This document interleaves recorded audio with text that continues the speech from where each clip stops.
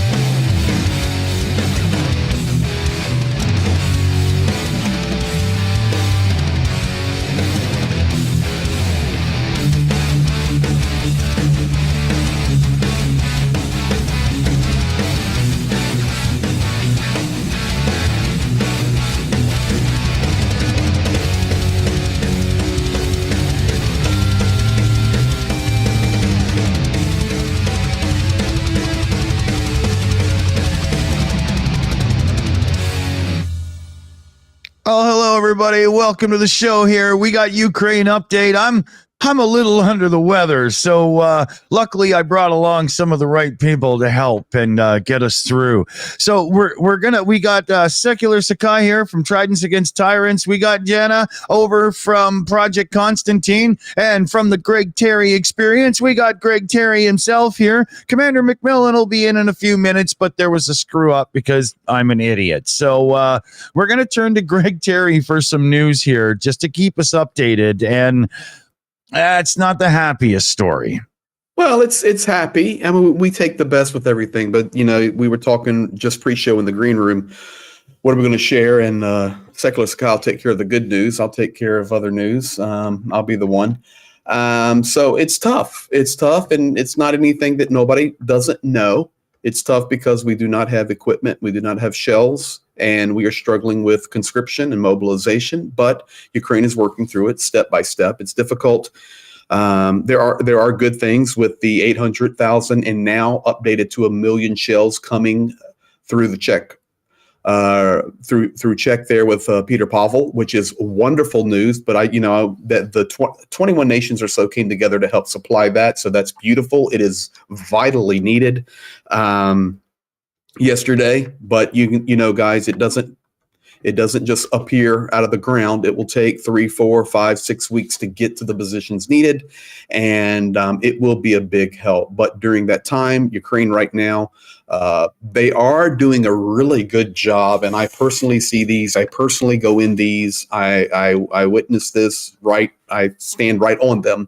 Ukraine, and you may look at this and go, well, this is a negative connotation here. It's really not. Ukraine is finally digging the proper defensive positions that is necessary, and that was some of the failures that they had early in the war. This is why when Avdiivka fell, we lost 6 or 7 kilometers instantly. It's because the defensive positions were not in place the way they should have been, but now they are stabilizing. They're getting them in the positions that they need to be.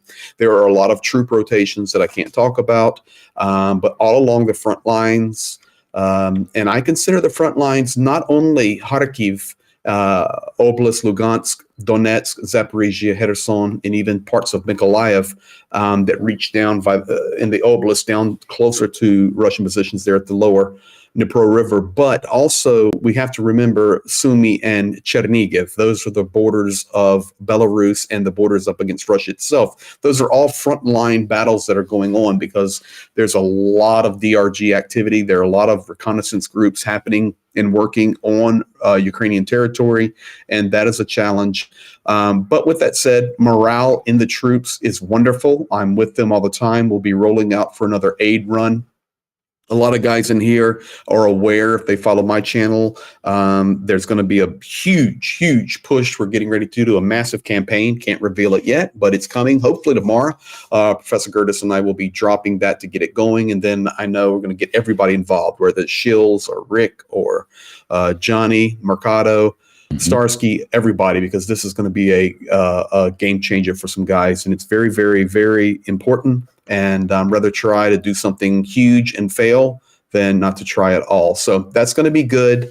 But morale is good. But the reality is right now, guys, we need equipment and we need shells. I can tell you, I'll tell you one story as we get going. So I do a lot of work all along the front lines, and I have a lot of commanders that I'm very close with. A lot of these guys I have known for 20 years or more. Because, I mean, I've been working in Ukraine since 1998. And I got a call this morning from Zhenya, my partner here. And he said, Greg, I've got bad news. And now I hear that fairly regularly. And when I do hear that, I don't like it. And basically what happened, most times when Zhenya calls me with that news, it is we've lost a friend. But this particular time, let me see if I can fix that for you. This particular time, when Zhenya called me, it was a commander friend of ours who came in off of his position last night to find that his vehicle was destroyed, blown up by collaborators. And it was, and I can't tell where it happened or none of that, but it was pretty tough. So we're going to help him and guys in my community and other communities. Well, you know, that'll be a part of our goal, because this guy is serious in his work, serious in helping us help Ukraine, and we take care of our own, as you guys know. So yeah, so that's where we're at. So morale is good. Logistics are tough. And we need supply. Very much, very much. Yeah. Well, thank you for the update and all that. Yeah, you're welcome. Yeah. Commander McMillan, you made it. Welcome, buddy. Oh. Yeah.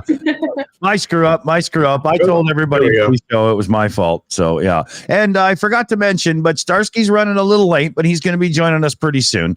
So, I'm hoping to get an update as well on what's going on with the Institute and so on. Yeah. So let's see here. Let's turn to Yenna, Project Constantine. Pete was going to join us, but he is, he hit the rack, and he is done, isn't he?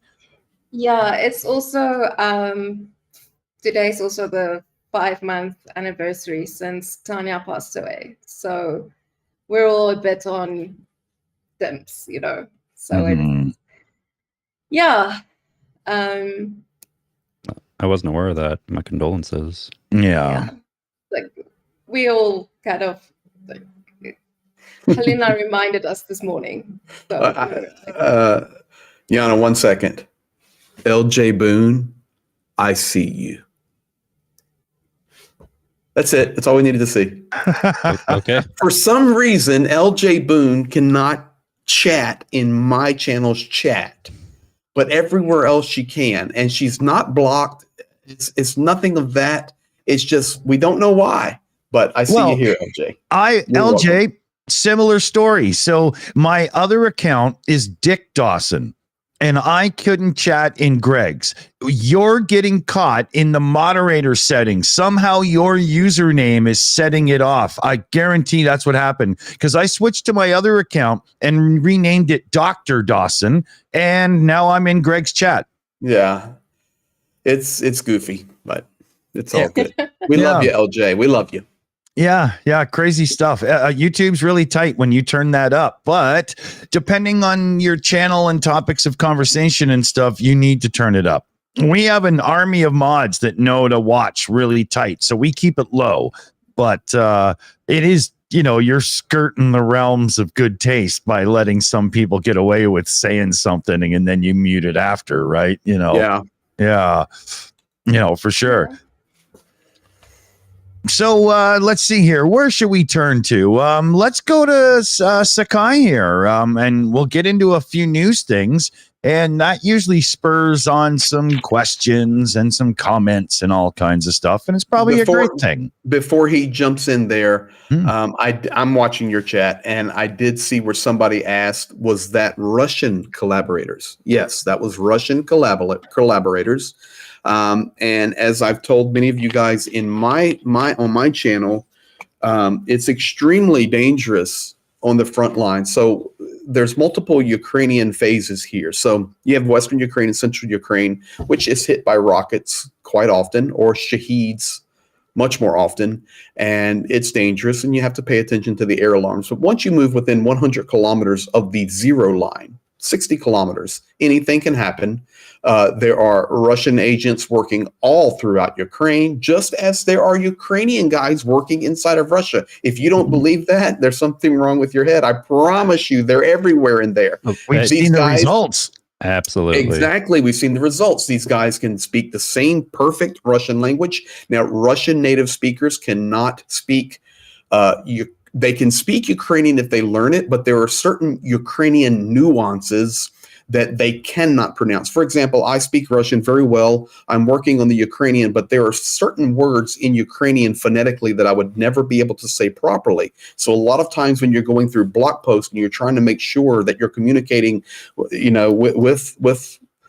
with not the enemy, these guys are dropping certain words that have nuances in them that only pure Ukrainian speakers can speak. And so there's a massive war that happens even within the war. So yes, Russian collaborators are everywhere, and just like Ukrainians are. Oh yeah, no, I mean, not to make it sound melodramatic, but I mean, anyone who's studied World War I and II espionage and spycraft, that actively was very much occurring during some of the hottest phases of both of those wars. It's just logical. You're going to have this in a war of this scale, people. It's true.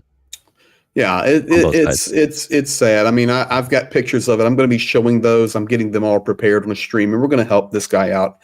His name is Abraham Lincoln. In fact, about a week ago, I showed a video of us dropping aid to him, standing in front of that vehicle, and now I remember destroyed. This. Yeah, that's correct. That vehicle is now destroyed, and I had the pictures of it with the Molotov cocktail sitting right in the back of it. All the tires slit, the windows smashed, and the Molotov cocktail thrown in it. Man. And what's, when Jenya called me this morning, he said, dude, sit down.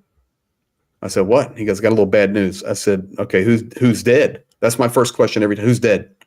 And he says, no. He goes, but right in the exact spot when we go to this location and we park our vehicle, he goes, where we park is exactly where his vehicle is destroyed. If it had been our vehicle there full of thousands and thousands of dollars worth of tourniquets and medical supplies, because it would have been burnt to the ground.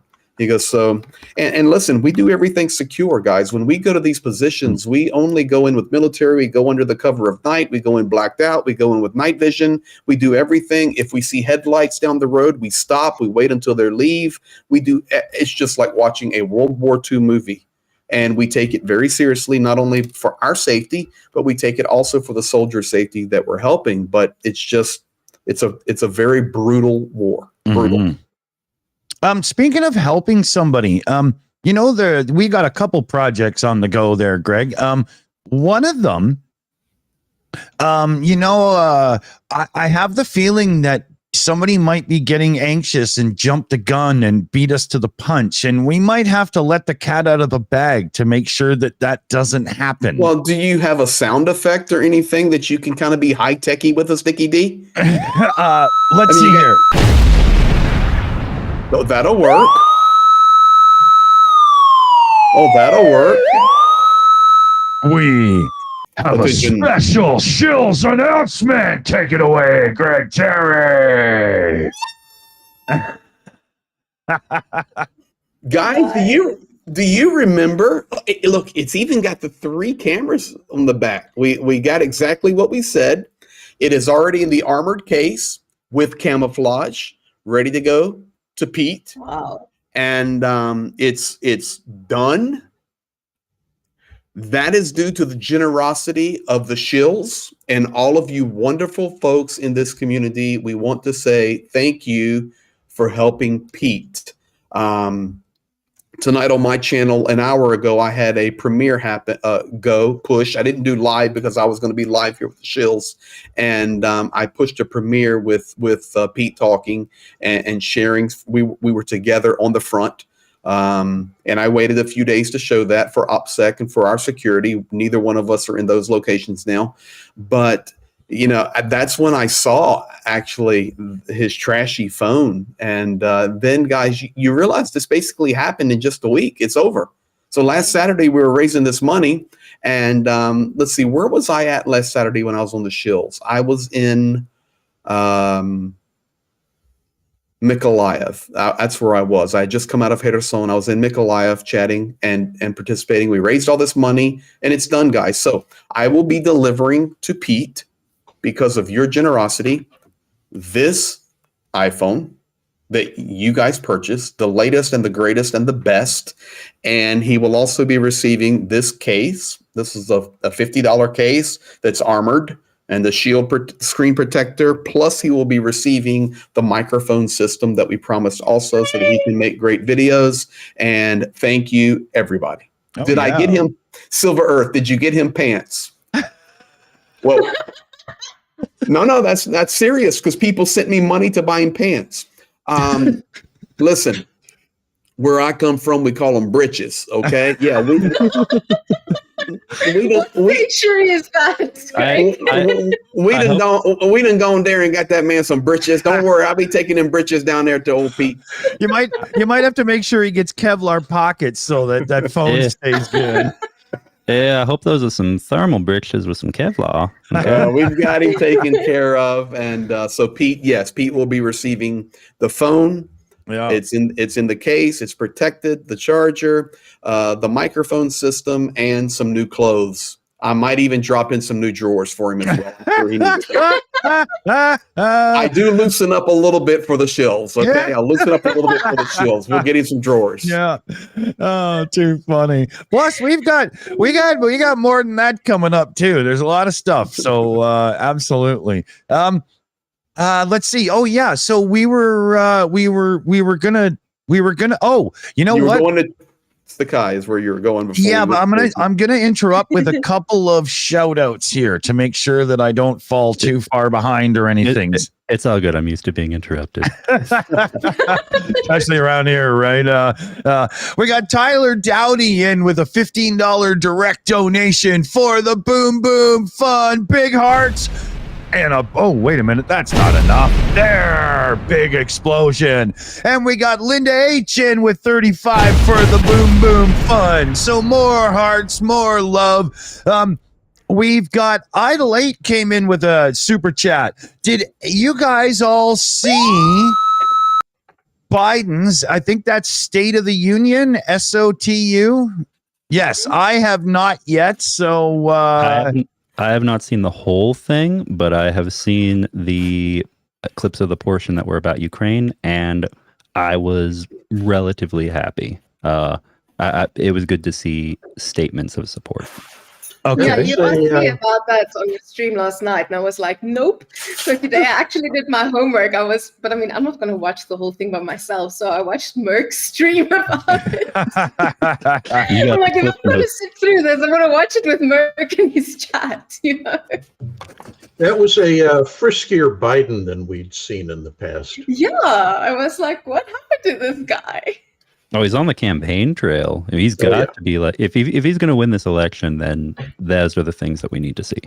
Yeah. As we finish out Pete, I had to drop off camera for a second. I saw in the chat, did we get Pete the stand so he would stop dropping his phone? Yeah. See? Look at that. Guys, I promise you, I'm dead serious on this and a little funny. If you give it, we'll get it. Yeah. We're not stealing any money. We have no admin fees. If you donate it and you say, I can't see every message. Okay. There are projects we do. I get inundated with emails and, I don't see every message. It says, okay, buy a box of Tic Tacs for Kirill. I don't see all of those messages, but I promise you guys, we will do everything on these big projects exactly like we say. And yes, yes, Pete has his stand. Awesome. Yay. When we get to do our next announcement coming up here, I think there's going to be lots of other really happy people too. So, oh yes, I believe so. Yeah, very much so. So, Commander, thoughts on Biden there? As I said, I thought he was a little more forceful, a little more, as I said, frisky than previously. But overall, I like the tone of the speech and where he was going. It's clear he wants to continue to support Ukraine as best possible. It's getting that support package past the obstructionists. I also like the fact, and this is semi-related to Biden's speech, I like the fact that it's very clear the Europeans are starting to stand up much more to support Ukraine because they're realizing that the U.S. isn't as dependable as they once were. And I think that's a good sign too. So that even if U.S. support begins to lessen, at least a significant portion of that is going to be made up by their European friends. Absolutely. Well, and here's another thing. If you guys want to know, moving into November, what concerns me the most regarding American politics, there is, of course, concern surrounding the presidential election, but it's not as much the presidential election because that has a lot of focus, that has a lot of passion. People almost treat it like the event of our times right now with the current candidates running, whether they like it or not. What has me more concerned, because think about it. Well, yes, but specifically, we already see obstructionism just from a minority in the House of Representatives of U.S. Congress.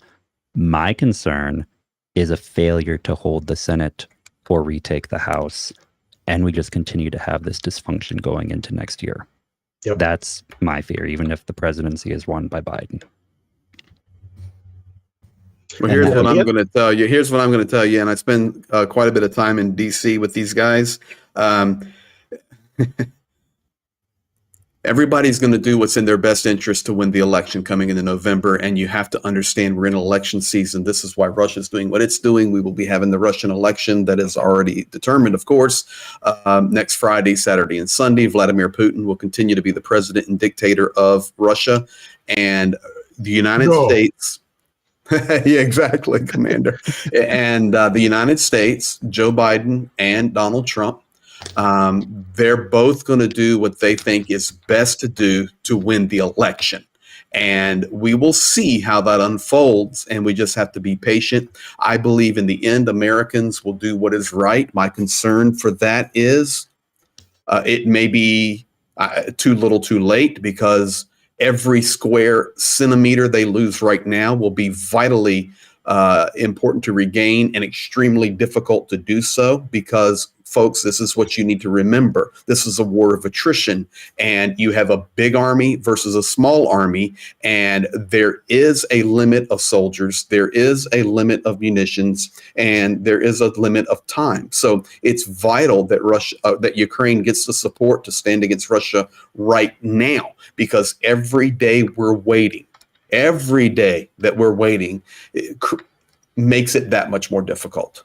Absolutely. It's just reality. And the United States is going to be, I'm an American. It's going to be a very chaotic season. I was reading an article just a few minutes ago because I know I was aware coming on the Shills, I need to have my education level at the highest possible level to deal with all of the expertise in here. And I want to make sure I can keep up with Dickie Dawson. But I'm telling you right now, I was working on it and I did see this article. It was very interesting. Okay. And guys, if you want to know me, I'm looking for truth. I don't care about the name. Okay. For me, that's where I'm going to leave myself right now. I'm looking for truth and what can be best for my country, my family, and this world. And that's what I look for in leadership. So, but I can tell you this writer, and I can't remember where I was reading it from, but this writer, the article basically said after Nikki Haley dropped out and now Trump is the presumptive nominee, and of course Biden will be the nominee. Basically, America was looking for a lot of change going forward, whether it be on either side or a new person that would arise. And basically 4 years later, we have the same chaos and the same things happening over and over again, mixed in with a war. Yeah, I won't say contradict, but I'll temper what you're saying. The one thing I find interesting is how many Republicans who've openly come out and said they don't like Trump's stand on certain items, and he's insulted publicly and everything, can't go and say they're not going to support him, can't say that he's a bad person, that you should either not vote or vote for Democrats. Right. And it's because it's no longer the Republican Party. It's the Trumpist MAGA party. It's the MAGA party. That's correct. Absolutely. Yeah. Well, what we're seeing right now, I think, among some American conservatives, whether they be center right or anywhere on the spectrum to the right side, when it comes to Donald Trump, who don't like him, is he's kind of the mad king of the party right now. And there's kind of this attitude of, this man's not going to be here forever.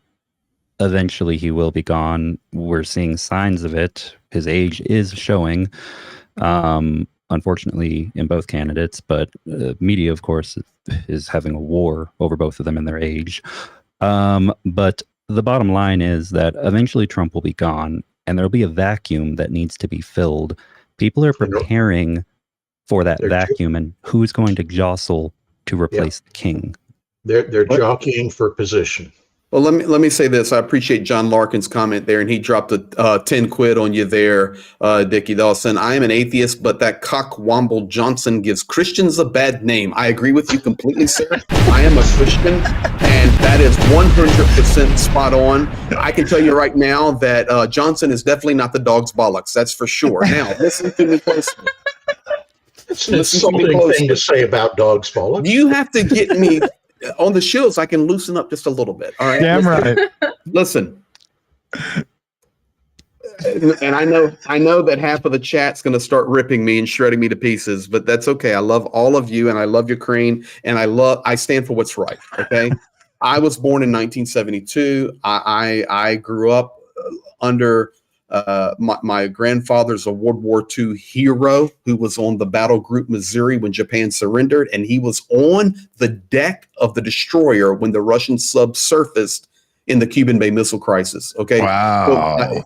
So I've got everything from my grandfather. He's a legend, and I love my country. I wanted to be in the Marines, but due to my left hand, I was not allowed to be. So now I'm in the Army of Ukraine here fighting, and they let me help all I want. But the Marines wouldn't let me join because of my left hand. The recruiter came over to my house, and I was 18 years old, and he's going, "Okay, great, you can get in. Let's go do it." Then he saw my left hand. He says, "Dude, you can't get into the Marines with that hand."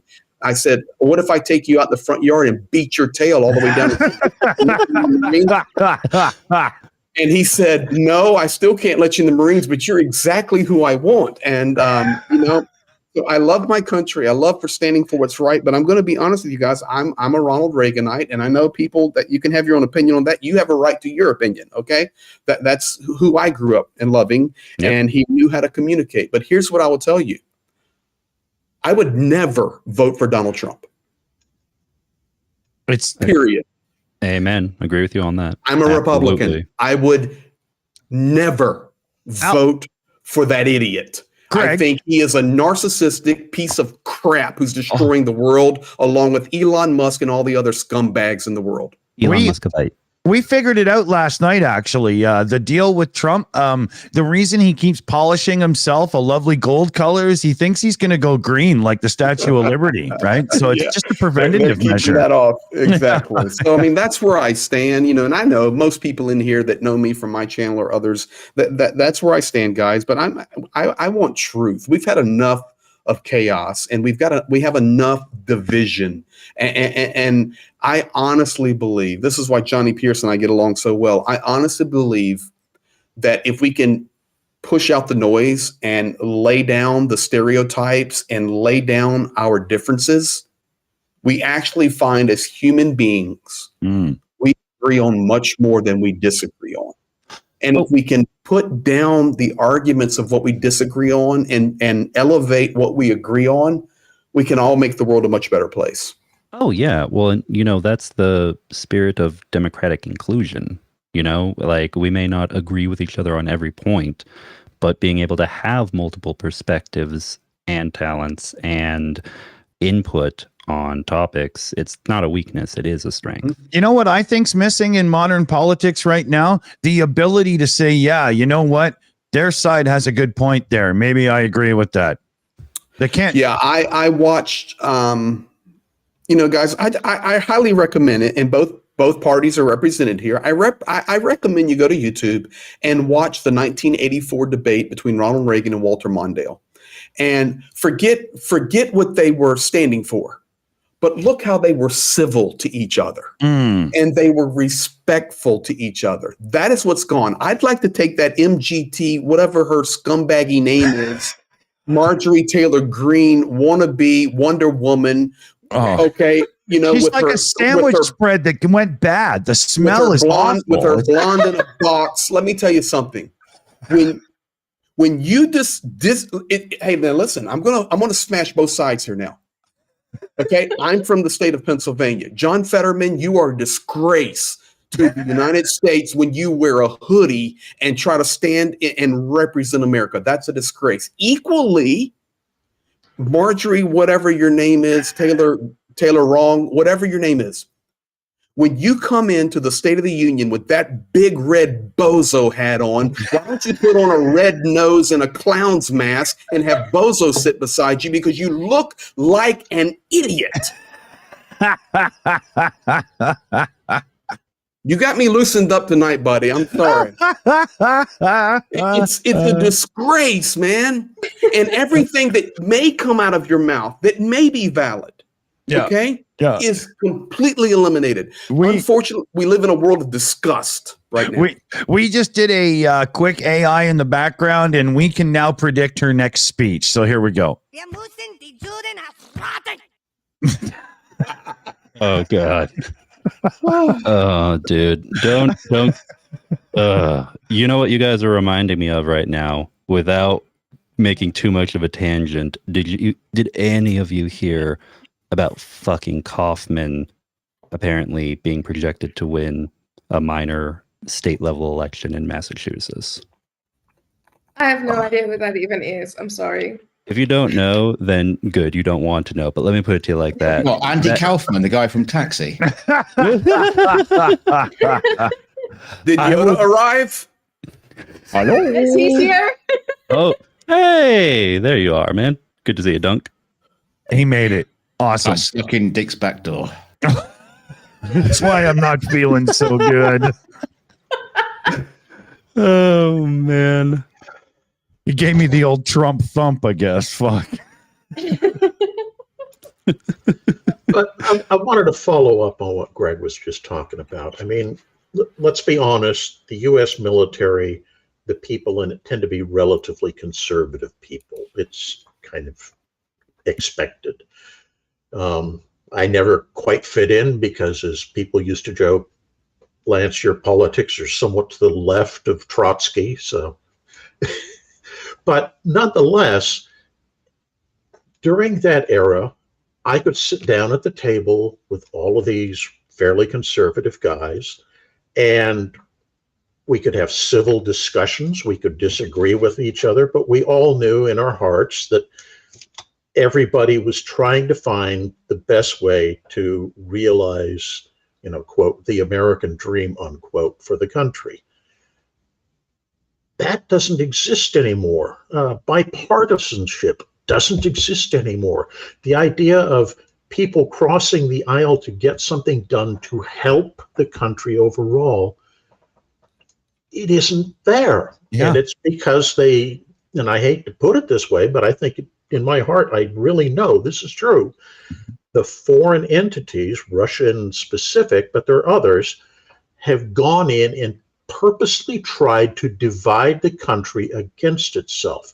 They don't care which side they're backing. Yeah.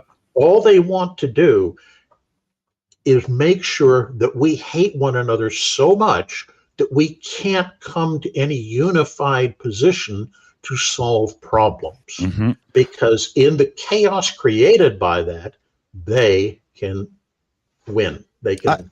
I've said expand. I've said before, I think what should happen in modern politics is it should be completely outlawed that you can't talk about the other party. You can only talk about what you yourself are on your party are, what your platform is, what you're going to do. None of this backstabbing back and forth. We've got tabloids in the press for that. That should just be removed completely. Just taken out. Well, and the worst part is, I do agree with you, Commander, but and I believe that there is still interference occurring even now, because it happens everywhere. It goes both ways, but problem is we're seeing the U.S. being more susceptible to it than it has been in the past, in the recent past at least. And a big part of the issue is, you sow these seeds of contempt, and eventually you end up with a harvest. We're getting to that point where I don't want to see bloody Kansas happen again in the U.S. Okay, I don't want to see. Yeah. I don't want to see people getting so up in arms that they're forming militias and stuff. We need to temper all of the emotions. Yeah, and the frightening part is a lot of people are, legitimately fearful that regardless of the way the election comes out, there will be that kind of violence. Mm. And considering some of the rhetoric that's being trotted out by a certain faction, I see that as a very definite possibility. And that's truly frightening if you think about it. It is, but at the same time, I mean, well, okay, you might recall a bit from, actually, I don't know, but maybe you recall a bit of some of the stuff that was happening in the 70s and 80s, politically speaking, during the height of the Cold War. Yep. The second event at Wounded Knee, the Weather Underground, various different organizations that existed in that era. This isn't something new. It's something that people just don't notice if they're not plugged in. We're just in another iteration of all that. America will come through this, and we'll come through it on top. But for those of us who maybe aren't used to looking this shit in the face, it can be scary. Yeah, man. Yeah, absolutely. Very much. So let's see here. Let's get a few shout outs in before I get too far behind here. Dick, quick, tell a joke. we got all fucking somber. So there's a bear and a rabbit, and they're having a shit in the woods. And the bear looks down at the rabbit and says, do you have problems with shit sticking to your fur? The rabbit looks up and says, no. So the bear wiped his ass with the rabbit. So we got some super chats here. Okay. we should get that joke framed the number of times you said it. I know, but it's the one thing I can remember when put on the spot like that. That was my bad. I didn't mean to put you on the spot. Yeah, Petrie called it. That's Eddie Murphy, right? When he's calling out the guy who brought his kids to go see Delirious live. Oh, you thought I'd be up here going Gumby Pokey and stuff, and now your heads are right fucked up. I got a joke for you, or whatever it was, So Yvonne Way had gifted 5 Shills memberships. Big thanks for that. And then Von Way also, I think, upped her membership or something. There was a confusing message came in that I didn't quite get. But double love for Yvonne Way. So thank you very much. And then Georgie LaForge, that's Jordy's brother who doesn't have to wear the visor, came in with a super chat there. Much love for this community. Love it, Georgie. Thank you. John Larkin came in with a 10-pound super chat as well. I'm an atheist, but that Clock Womble Johnson gives Christians a bad name. You're not wrong, John. You're not wrong. Nut Job comes in with a Euro super chat. Yana is cute. Putler is a toilet bug. Slava Ukraini. Okay, but no be asking for phone numbers. Yeah, do that on your own time. Even in super chats. I think she mentioned like just 10 minutes ago she has a boyfriend. So let me try to get caught up here. Where are we? Okay, so Yvonne Way came in with a super sticker and it was good going. The hippo guy. Rose Rowley came in with a $5 super chat. Keep up the good work, Shills. Ohms comes in with a super chat. Hello, beautiful community. Hello as well. We got Chris comes in with a 50-pound super chat for the bastard getting all assertive. I love it. And then we had Carl Gustav come in with a 20 euro super chat. I enjoy your conversations whenever I happen to drop by. Keep up the good work. Thank you, and keep dropping by. I love that very much. Tyler Dowdy in with a member message here. Have you ever thought about having Jake Bro on? Yeah, we're working on communicating with a few others and, getting some other cool people in because why the hell not? Of course we'd want to. There's a few on that list. I don't have the list with me, so yeah, but you'll get the idea. Alexis Curry also came in with a $5, I think it's a super sticker. Yeah, and it's keep it up. And it's I see. It's the little pear guy and he's lifting weights and stuff. And then Harry O comes in with a Shill Apprentice join. So awesome. I am, I think, caught up and oh man, since I'm not feeling 100%, I really need to take a breath now. Who wants what for how much? And tell me all about it. Starsky's here. Let him in. Hey, Oh, hey. I'll take confusion for $1,000, please. oh, What the hell was that sound? Did you hear? Starsky is communicating to us in an alien language. Binary.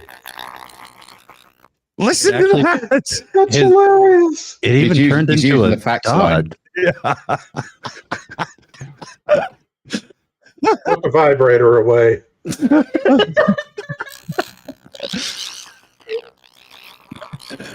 We hear you. We want to understand you.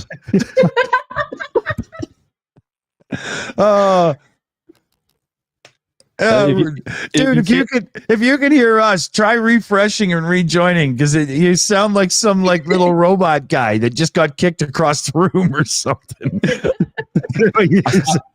I think he said it could take me to your leader. Yeah. Hey, I heard a car door. Yeah. I heard real audio. Now. Hey, we hear you, dude. How's it going? Yay, going good. Sorry about the video. My internet connection sucks. So yeah, maybe the shark will work. Dick, what do you think about it? Yeah. Here, hold on a second. I guarantee I can get the shark happening here. Let's see here. Awesome. So I'm not alone now. Yeah. It's so cool. It's so cool to see you guys. I missed you.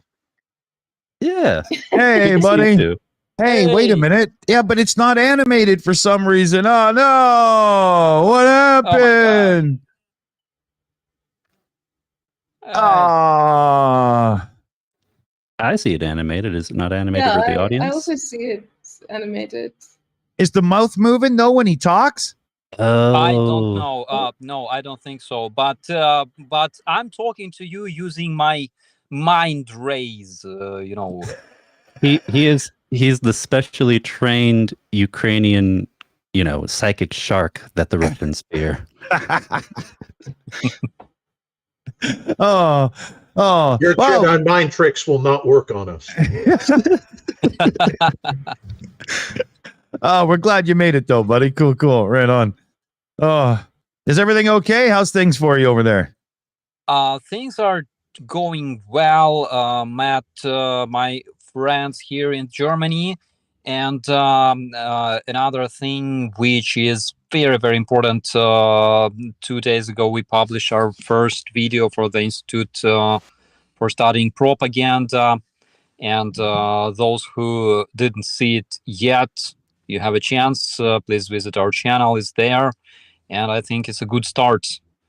Yeah, and well, I don't know if you want it advertised here right now, but I was looking at some of the Ukrainian language YouTube channels that some of the members of your team have at the Propaganda Study Institute, and I was very impressed. Yeah, Well, very yeah, much. it's true.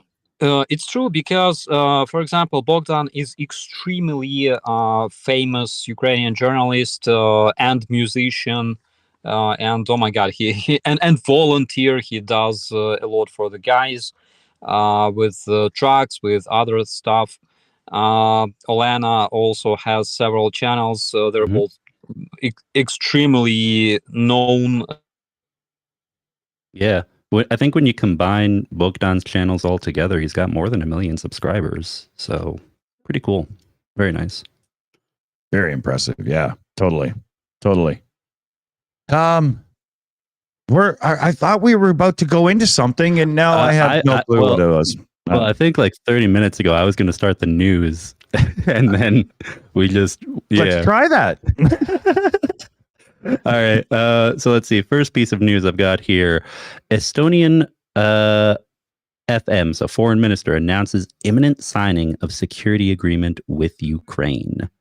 So Estonia plans to sign a bilateral agreement on security guarantees under the Group of Seven G7 Joint Declaration of Support for Ukraine. Estonian Foreign Minister Margus Šakna said on March 8th, yesterday, during a joint press conference in Vilnius, which would be Lithuania.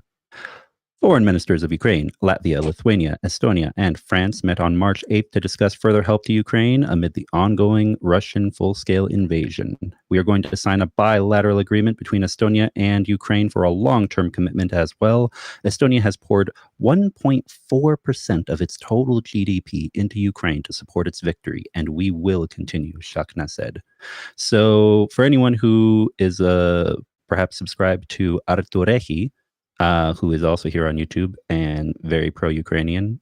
This is very good news, and we've been aware of the fact that Estonia has stood by Ukraine through all of this. Pretty much all the Baltics have, and yeah. Well, what are there's your guys' thoughts on this? Well, I'll give you some thoughts. There's a couple of things that you need to know about Estonia. First of all, Estonia was in the Soviet Union, and that's the most important thing. Secondly, you need to understand geographically and geopolitically Estonia, which I've worked in Estonia for over 20 years and spent a lot of time all throughout that nation. They have a city on the eastern border that borders Russia called Narva, and Narva is basically a Russian city that is inside Estonia. So they understand how all this goes. They basically only speak Russian there. It's a majority of Russian citizens living there in Narva, so they get it and they know what the score is. That's why they're so willing to help, and understanding that this is not just a war for Ukraine, but this is a war for basically the world, and they get it. They get the propaganda. This is why what Starsky does is so important. Two nights ago, I did a live stream, and I was breaking down propaganda from the American side, so people could understand they're under the spell and do not even realize it. Additionally, for Estonia, I can say this now because Pete's already posted it, but a couple of weeks ago, we were in a city, and Pete and I had coffee with an entire Estonian delegation team of very, very, very, very high-ranking Estonian officials who wanted to know what the front actually was like. I had just come off the zero line up in Sumy, up on the Russian border. Pete was coming from his place, and we sat and had coffee with those guys, and also Harry, Harry Estonia, who works here and is a great hero helping Ukraine. And I call him a hero because of what he does for Ukraine as an Estonian. But they said, okay, what's the real score? We're here to see what the real score is. And we were what do you see? And from that, it's interesting. You come back and now Estonia is making all these deals because they get it. It's a very challenging time right now, and the world's got to come together like never before over the next couple of months, 100%. I was going to say, I saw a very interesting analysis recently, and it's a combination of who's sending aid to Ukraine and how much of their own percentage of military buildup they're doing. And this is NATO countries we're talking about. And the thing that I found fascinating is the closer the country was to the Russo-Belarusian border, the more they were donating to Ukraine, and the larger the percentage of their GDP was being devoted to military buildup. For example, Poland right now has literally the highest GDP percentage going into military buildup of any country on the earth. And that's because they realize the existential threat that the Russians pose against them. Right. The same with the 3 Baltic countries, the same with Romania, the same with the Czechs. Everybody who's close to them, even the Hungarians, are building up their military because of how nervous they feel. Yet you go on the other side where you have like Spain and Portugal, and their amount is trivial. I hate to say it, Dick, but Canada's another example, a NATO country that really isn't doing anything to build up its military. Yeah, now, no, you're not wrong. Yeah, Canada, I admit, is a kind of a special case because they know that nobody's going to attack them without the U.S. immediately intervening on their behalf. But still, it's a big back door to leave open. Yeah, and the whole notion is that NATO, the recommendation, it's not a requirement, it's a recommendation that you devote 2% of your GDP towards your military. And for example, I think Poland's actually over 4% right now, whereas like Spain is 1.5% or something, and I think Canada's kind of at the bottom of the barrel. Said embarrassingly, looking at the ceiling. Yeah, the government's like, find it in the couch, okay? Just we're busy here, you know. Yes, exactly. Look under the cushions, you might find some spare change. But I want to. I don't want to change subjects. I just saw this going through the chat really fast, and I'll miss it. And I saw Shills respond to this gentleman. Danny Carver called my office in America today, and he spoke with Kent, and they had a wonderful conversation. And Danny Carver, there in the great oblast of Georgia, USA, you know, he committed to help our projects here on a recurring donation basis. And I just saw his name pass by. I just wanted to give him a shout out and say thank you. Cool. And also, I found some very interesting information. It's again regarding the Russian propaganda. So recently, it was confirmed by the OSINT that a Patriot launcher, not like 100%, but it's apparent that a Patriot launcher in Ukraine was destroyed by Russian missile. Shit. Also, there was another information that HIMARS, one of the HIMARS that we have, was also hit by Russians, which is like the first case in 2 years of this war that HIMARS and Patriots were hit by the first time. And comparing to what the Russians say, and they say that basically they already destroyed like 30 to 40 HIMARS systems and 10 to 15 Patriot systems. Basically, this is what you need to know about their numbers. I think I talked about it earlier. Like what I noticed is that the real number of Russian losses is usually 10 times bigger than they say, than they admit, and the number of Ukrainian losses is usually like 10 times lower than they admit.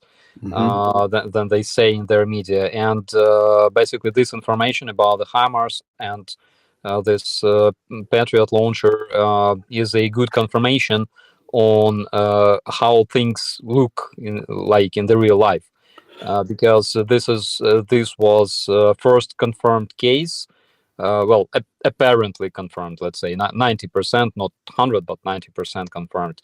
And this is what it is. I remember when Russians lost in first several months, they lost like 5,000 people that were reported by the General Staff of Ukraine and other all-SINT reports, and Russians were only admitting 500 dead on their side. So it's about the numbers. Yeah. Starsky, I saw that come across, so I actually made a call to a couple of my buddies over in the East and the South, and I said, okay, listen, there's these rumors going out. It was 2 S-300s, and then it was 2 Patriot systems, and we know the HIMARS absolutely was destroyed a few days ago. And from what I heard, talking to those guys, it could be 2 Patriots, but for sure it's 1. But you're right. They put out the information. We shoot down 30. I'm just making this up, but 30 F-35s or this and that. And they're not even here. But unfortunately, and I know you know this much better than I do. We really need to protect those things. They're so precious to us right now, and for sure they're going to gloat over it. But their numbers are always wrong. That's why I was so shocked when I heard that, because I really thought it was S-300 systems, and I called and they said, man, yeah, we've lost a Patriot and maybe a second one. Yeah, it's that's what I'm talking about. According to the Russian Ministry of Stolen Toilets, they destroyed something like 10,000 Ukrainian tanks. I'm not sure if they were talking only about Ukrainian tanks or tanks plus armored vehicles, but the number is something like 10,000 plus, which is like more than the number of tanks Russians have or had before the war. They probably made in the entire history of Ukraine having tanks. Yeah. I bet, because like to me it looks like after destroying all Ukrainian tanks on Earth, they went outside of our solar system and started like destroying them on other planets. The multiverse has been proven. They're going to other parallel universes to or maybe they mean all the water tanks they've destroyed were by ripping out all the toilets. Starsky, let me ask you a question, because you're the most qualified one here to answer it. Sure. Why do they do that? Well, they do that for a simple reason. The more you're like, the more the lie you say sounds ridiculous and incredible, the more the chance that people will believe in it, because people will be like, well, they cannot lie about like this much, losses. That's why it works. And because they copy paste Hitler's propaganda, that's exactly what Goebbels said back then. He said, I cannot quote him exactly, but he said, the more the lies that you produce are incredible and insane, the more people will believe in those lies. Well, I think it was Nemtsov who said in 1984 that there will come a time when people can actually stand inside a concentration camp. And basically, we see places like that now during the war, and there will come a time when they'll stand inside of it, and they will not even recognize they're standing inside of it due to the power of the propaganda and the lies. And he was predicting that 40 years ago. When I'm traveling all over the U.S. and the world, and I'm speaking, and you guys know I'm a preacher, and I travel all over the world, and when I'm here, I'm the machine gun preacher, and I go to places that I've known for 30 and 40 years of my life. I'm 51 years old, and they know what I do here. They know 26 years working in Ukraine. They know 30 years working in Russia. They know I can speak the Russian language. They know what we're doing to partner together with all of you wonderful people to help the Ukrainian, not only the military, but also the civilians that are trapped, evacuating, feeding them, clothing them, whatever it may be, this massive work we do. And they'll look at me point blank to my face, and it was on Pete's video tonight. I shared it when Pete and I were on the video we just dropped an hour ago. People will look at me and say, Greg, you're doing a really good job, and we're proud of you as a person, and we've known you since you were a little boy, and and you're helping people and all of that. But Greg, when it comes down to it politically, you're wrong. Ukraine is full of Nazis. Putin is right. And Trump is right, and everybody else is wrong. But we're really proud of the work you're doing. They actually believe it. And that's what we're trying to combat against. Yeah, absolutely. And I completely agree with you. Mm-hmm. Why they support such narratives? There are several reasons for that. First of all, the Trump's team, right? The Trump's team does not necessarily believe in this shit, but they talk about it because those narratives, they benefit their political position, and basically they can lead to them gaining more electorate, more Correct. people who will be voting for them.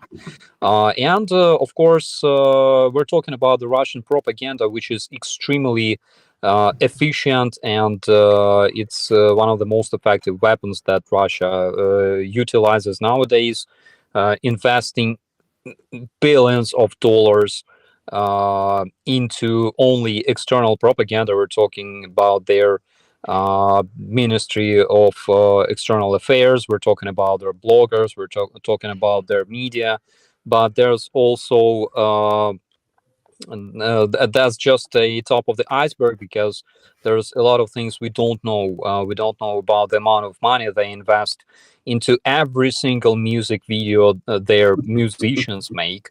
And back then, when we had those courses of so-called mythological design for the press service of the National Guard and different other services, we were analyzing Russian music videos, and I believe I talked about it when they use those narratives through things like music videos on a YouTube.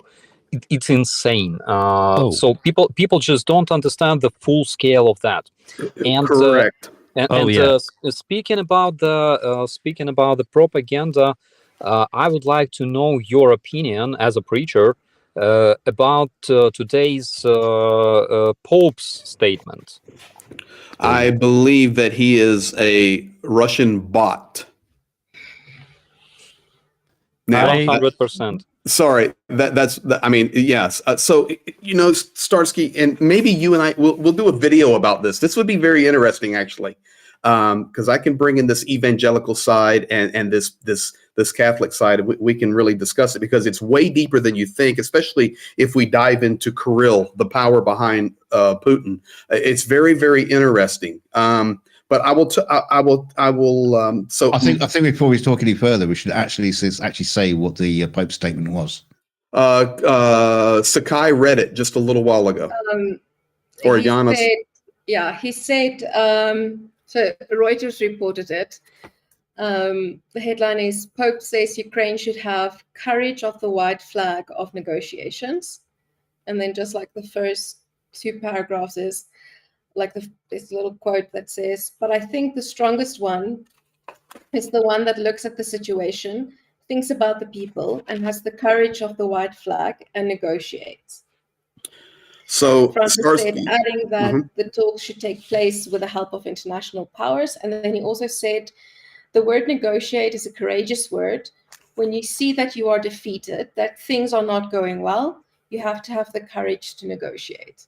So, with that, that's a statement. And Starsky asked me a question to the preacher, so the preacher will answer it. First of all, I was very serious when I said I think it's a Russian bot.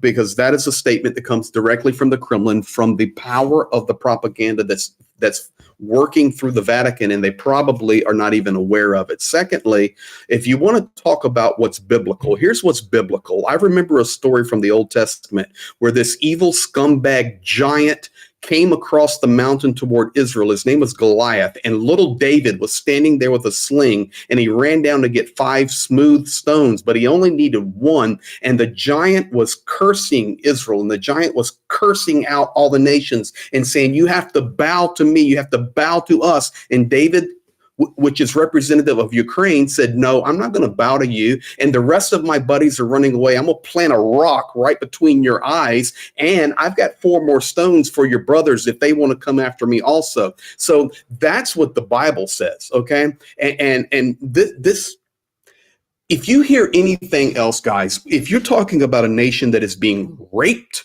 their women are being raped, their old people and their young Children people are being stolen. abused, children stolen. Guys, all we do is run the 0 line. That's all we do. And Starsky knows 1,000 times more than I know. But it's all we do. And I'm telling you right now, people are dying every day. People are dying every day. This is a genocidal activity that's being pushed upon Ukraine, and they're trying to wipe Ukraine off the map. I don't care what anybody says. That's what's happening, and that's why they grind it out slowly and inch by inch and meter by meter. They don't care. Guys, if I could just put you in my truck and take you to places. I've been in Bakhmut. I've been in Chasiv Yar. We've been on the backside of Avdiivka. We've been in all the front, not in Robitny, in Orikhiv, which is leveled. If you want to see something, just get in the truck and I'll just take you to a Zoom. And I take you to Zoom, and every building is leveled. And I walk up to a building that has fallen to the ground, completely destroyed. And this lady comes out of the building crying, and she walks up to me, and she's speaking Russian. And she goes, who are you? And I talk to her in Russian, and I say, my name is Greg. I'm from America, and I'm here to help you. And she's bawling. And I said, well, what happened? She goes, you see this? The Russian tanks pulled up, and they leveled our building. We had white flags hanging off of our 5-story building saying, we're full of children. We're full of old people. And they were all in the basement. There was 55 of them. 52 were killed instantly, and only 3 survived. These are the stories that I can tell you by the thousands, guys. And when you hear a pope come out and say, raise a white flag, that's a real hero. Let me tell you something, Mr. Pope. And I don't want to be disrespectful to the dear Catholic friends that are in here, but let me just tell you something. If that's real, that's the higher road, then sir, you're on the wrong pathway anyway, because I'm here to tell you, if it's okay for genocide and it's okay for murder and it's okay for rape, and you just say, I'm going to raise the white flag because it's the highway, that's the right thing to do, the other side will have to raise the white flag because we're going to stand for what is right. And the only way to destroy this evil is to destroy it. You can't negotiate with Putin. You can't negotiate with the Russian and Soviet mindset. It must be destroyed, or it will come back like an invasive cancer to continue to gobble up the planet. And it has to be stopped. So I completely stand against it. Starsky. Thank you so much. Thank you so much. That's I 100% agree with you, because it's so stupid to believe that, Russians started this war because they wanted to live peacefully with Ukrainians, and they conduct all those murders and strikes on civilian infrastructure and stealing Ukrainian kids just because they want to live peacefully. The fucker basically compared himself to Hitler when he said that Hitler had to attack Poland because Poland didn't want to negotiate, and basically Poles started the Second World War. This is what happens in reality, and unfortunately, the power of Russian propaganda is so tremendous that it makes people, lose the track of reality. They don't really understand what's wrong and what's right, and they think that It's really hard to understand what is like. Where's the truth? We will never know.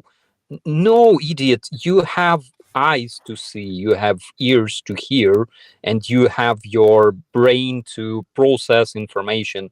It doesn't take much effort to do that if you have all the information. But of course, another problem here is, when we don't talk, somebody always talks instead of us.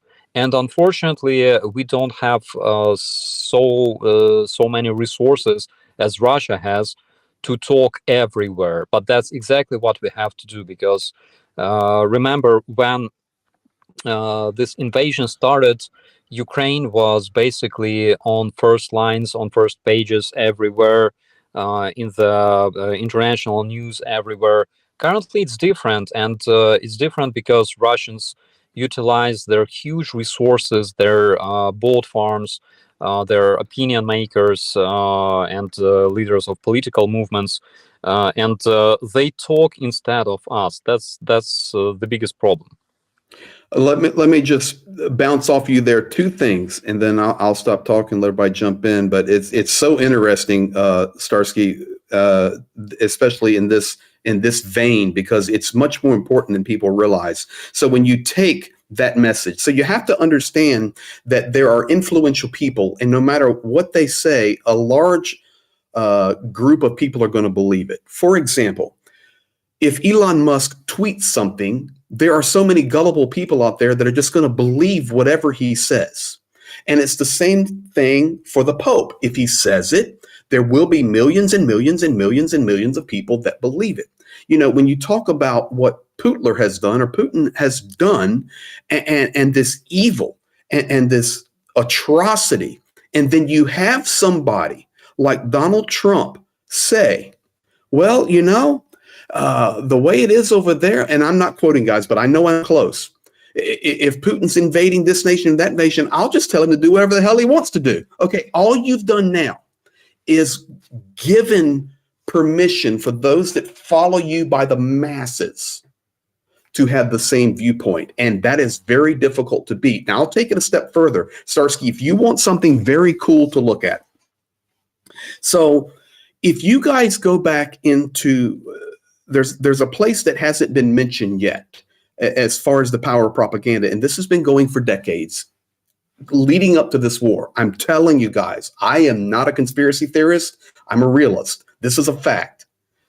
If you go back and you begin to watch, for example, episodes of Criminal Minds, and I love that show, from 2004 up through 2017, 2018, and you go back and you watch some of the early seasons of The Blacklist, 2010, 2011, 2012.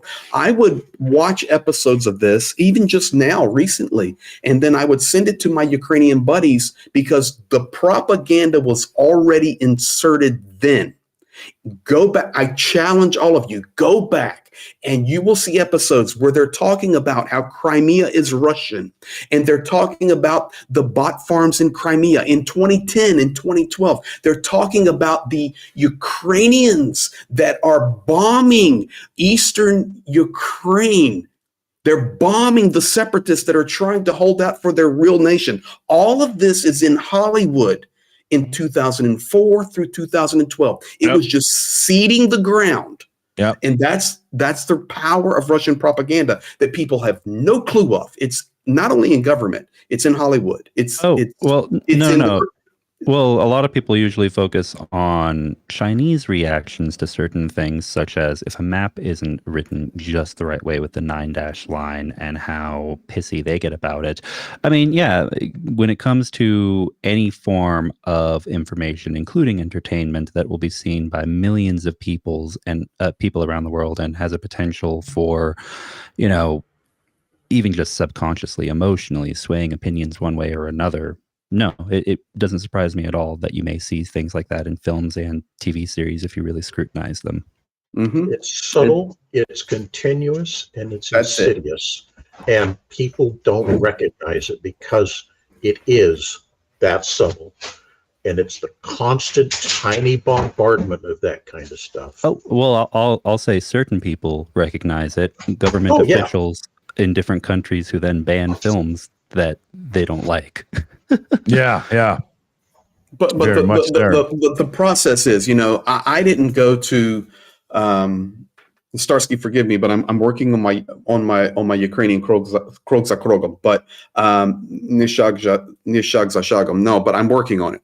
But I learned Russian starting in '94 by day over day over day over day over day, and I grew and I grew and I grew and I grew in my ability to speak Russian. Okay, well, it's the same way if you talk about those television programs, or you talk about something Trump will say, or you talk about things that are coming out of the Vatican or wherever it may be on the news. It doesn't matter. It's just picking. And if it picks long enough, guys, you have to pay attention, because you'll wake up one day going, okay, what do I believe? What do I believe? Because it is it's like a dripping faucet, guys. And it just drips and drips and drips and drips. And it becomes a challenge. That's why it's important to stay grounded. And YouTube is so powerful now, because I believe that there's going to be a groundswell of people doing the right thing. And they're not concerned about left, right. They're not concerned, I'm an atheist, or I'm a Pentecostal, I'm a Baptist, I'm a Catholic, I'm a Buddhist. Who cares? We're human, and we understand that there is a horrible tragedy happening in Ukraine, and we're going to stand for what's right. And I personally believe and hope that as humans do the right thing, governments will get in line with it. That's my hope. Agreed. I also hope that. Also, not to I'm enjoying our conversation a whole lot. Do we want to move on to another piece of news? Because I've got some positive stuff.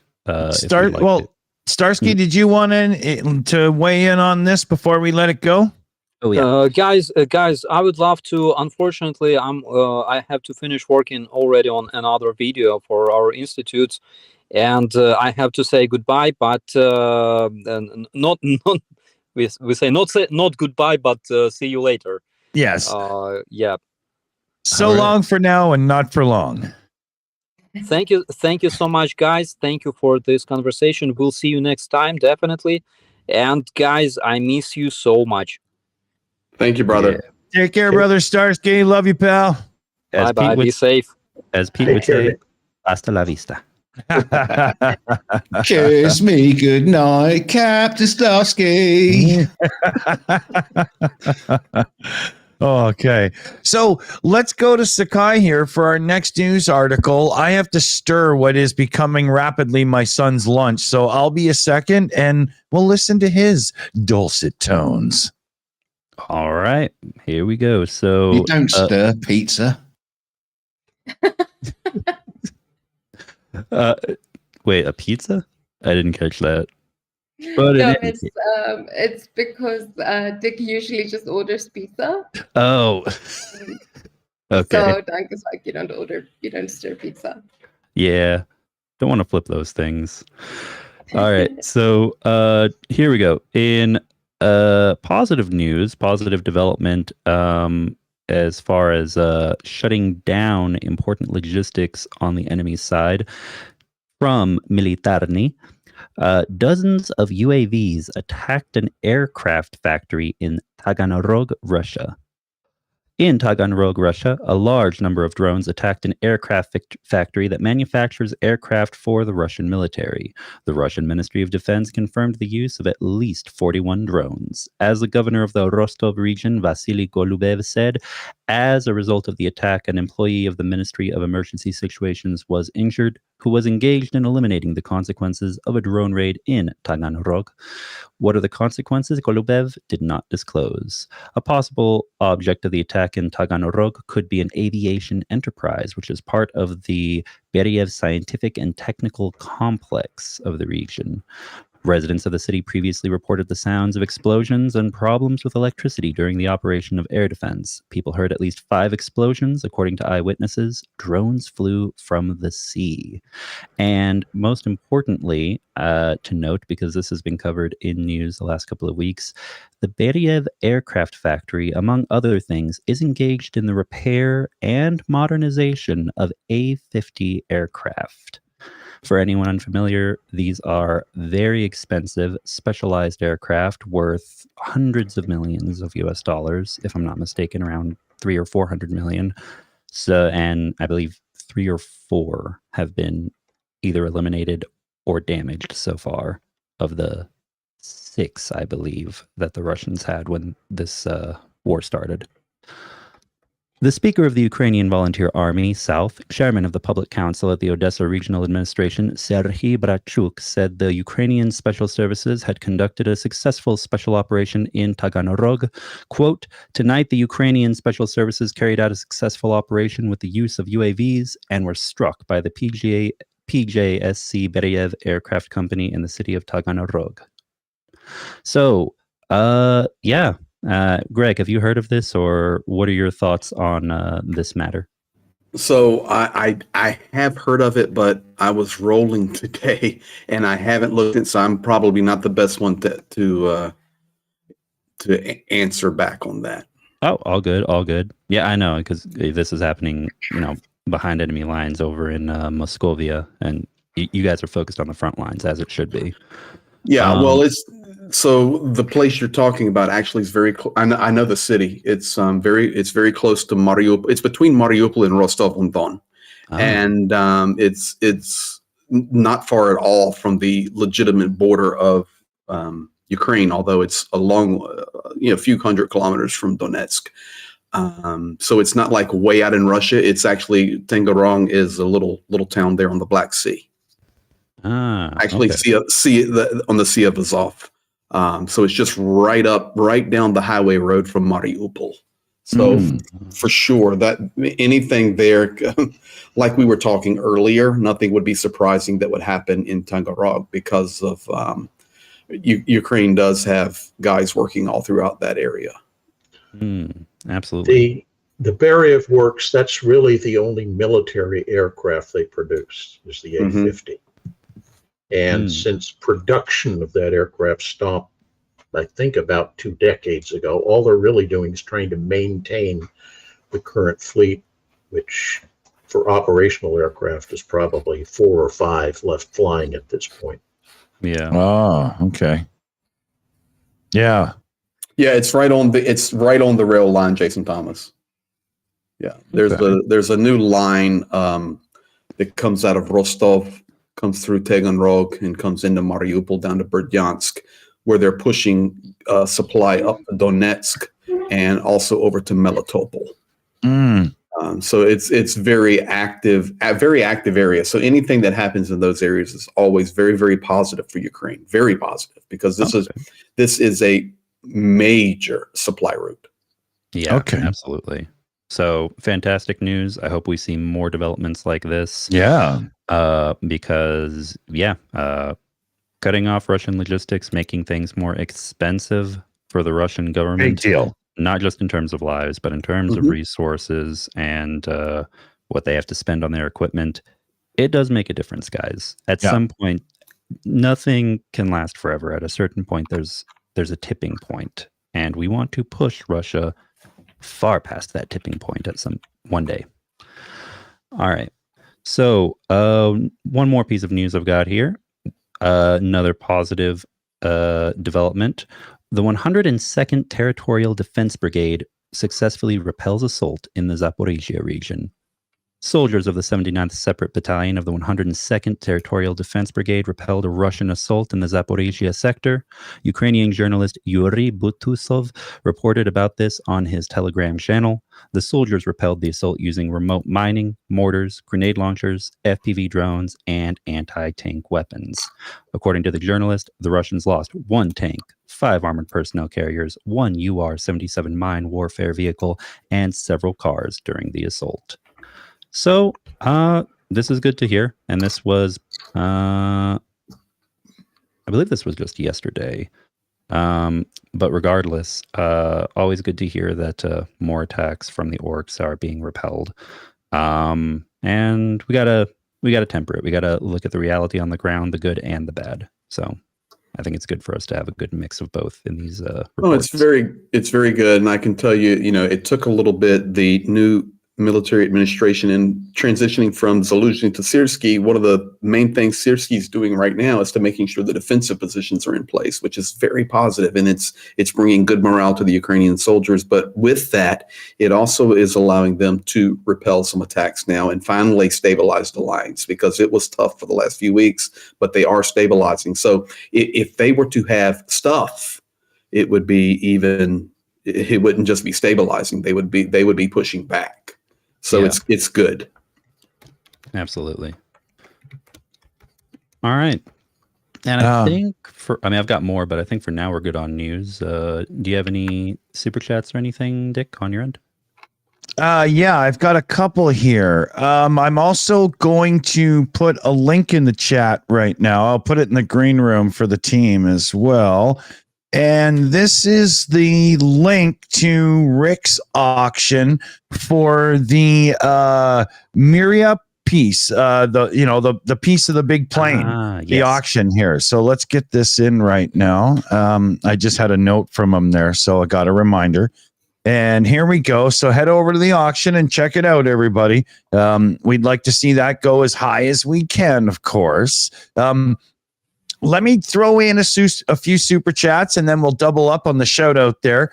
And so let me flip over to where I need to be. Here we go. So we got John Larkin in with a super chat, and he asked, why does Dunk look and sound like Bob Mortimer from Vic and Bob?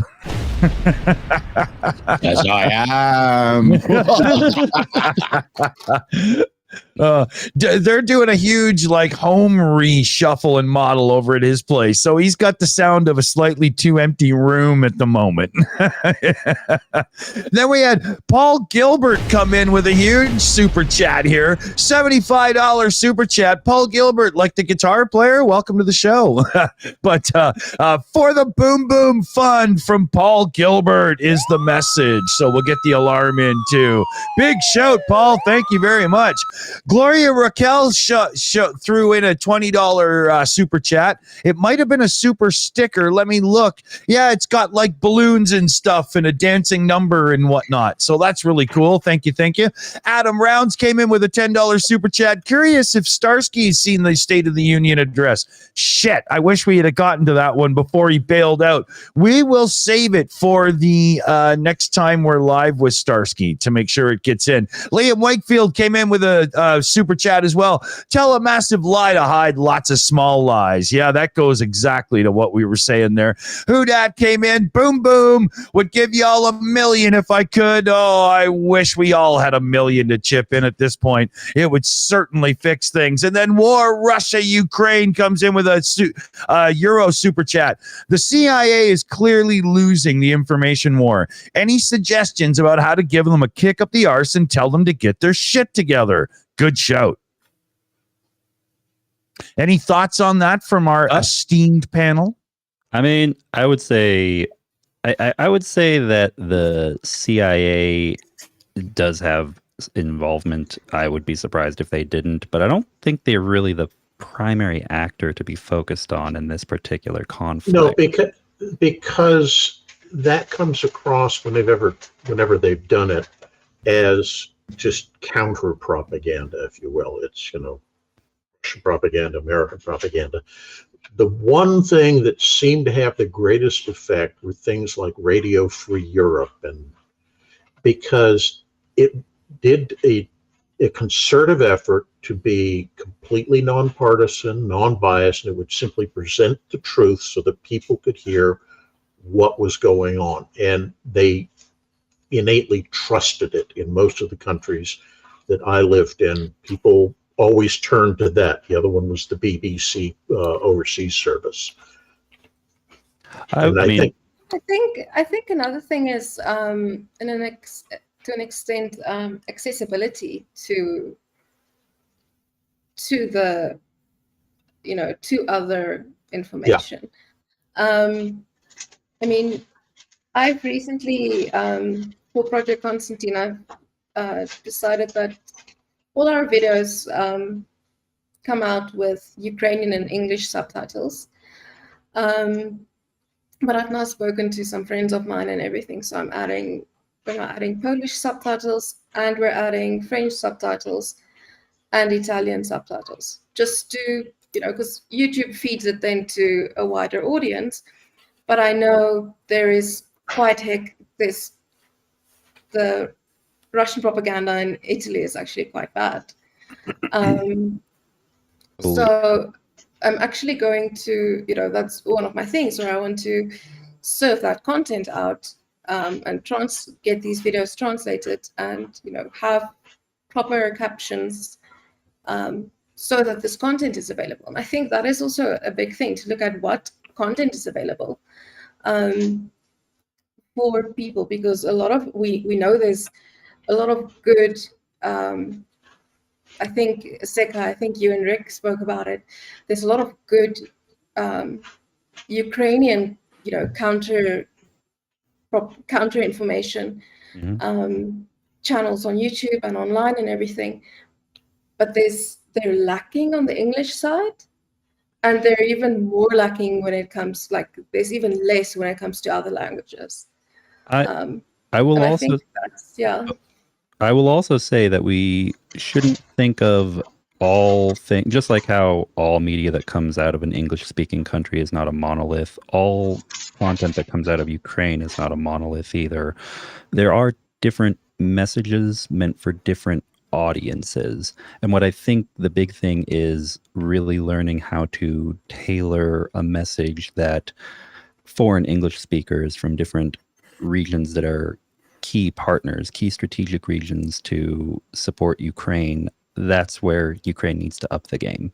Really get the attention of the American public. The British, the UK, the government seems to be helping quite a bit, but get the attention and the support of the British public. Really get a message out that connects with the English speakers of these various strategically crucial allies. South Africa as well, English speakers in South Africa.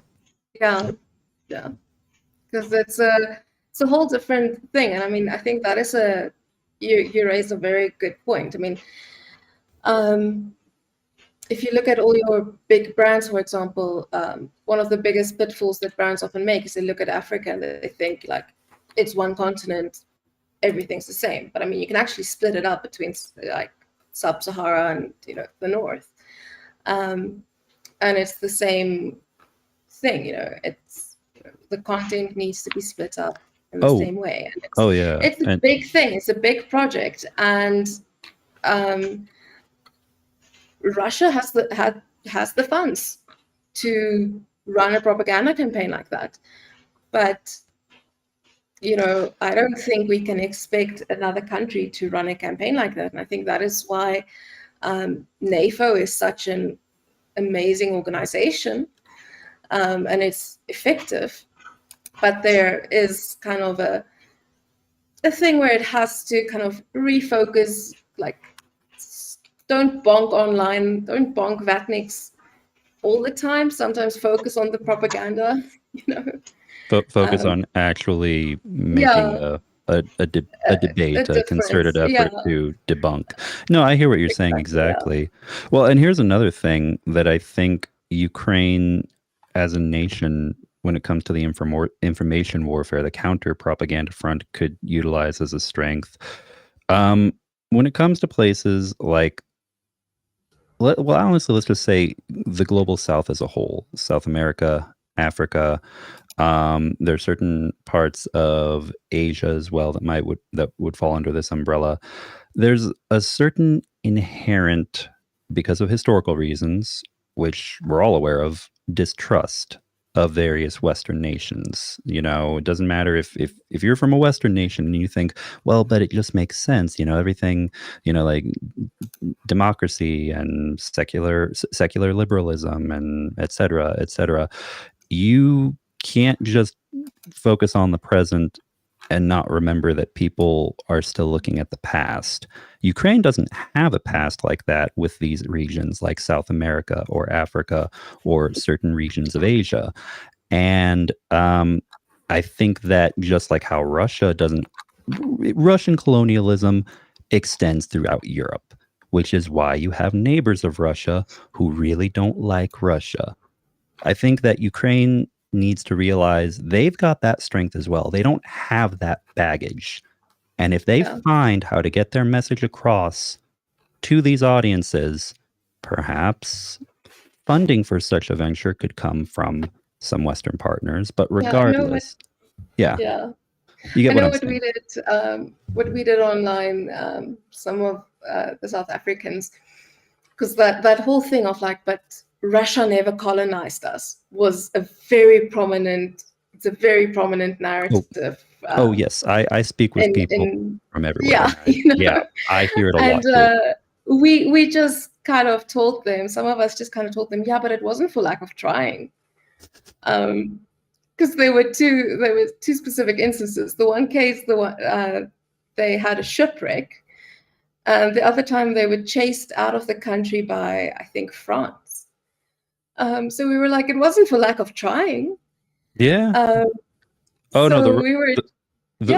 Russians did have a certain desire to get involved in all of that back in the day, but prior to World War I, the Japanese kicked their asses and surprised the world, and that has led to a kind of cold territorial dispute for over a century now over there, and between Japan and Russia.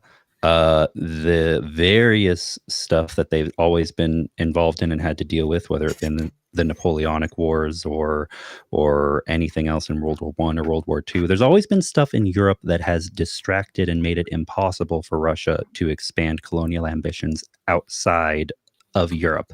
But that is not for a lack of trying. You are absolutely correct. We can find examples of this. And we should be thankful that it never went further than that. Yeah, so it's just kind of getting, switching that message, because one of the biggest things that we're seeing in the propaganda landscape here in South Africa is the problem isn't, no one is like focusing on Ukraine. The problem is the narrative we're getting is this is a US proxy war. That's the narrative we're getting. And then the narrative is, what about Iraq? What about Afghanistan? And then we also get it's a lot of whataboutism. A lot exactly, of and then you get England. So the whataboutism in South Africa is crazy, and then you get England, and it's the colonialism and all of that, and then you're just like, hey, don't blame me. I know it's crazy. You're just sitting there. You're like, okay. Well, and it kind of ties back into what I was saying before. The what about? A lot of us really do have a negative view, and it is a lazy way to get out of a debate or conversation, overusing whataboutism. But like I was saying, with the fact that it's not just the present, it's the past that a lot of people focus on when it comes to the global South. It's, a very good example that's not even just the past, but the present would be certain economic realities of how, and I'm not knocking capitalism, but just a reality of how it plays out, who gets the short end of the stick sometimes when it comes to trade agreements between North and South America. That's something that South American countries do pay attention to.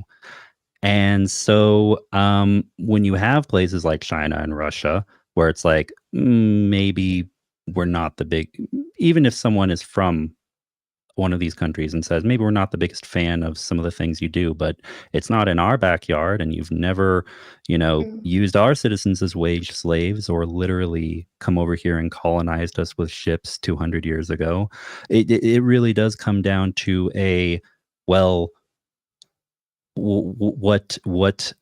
what has been done to me or my ancestors by someone else. And that's an important part of the messaging, important part of the zeitgeist, the culture of these societies that Russia understands. And if Ukraine comes to understand it and effectively tailor a counter-propaganda message with those thoughts in mind, I think we could see more nations like Argentina actually flip to be more pro-Ukraine across across the whole global South. I think it is possible.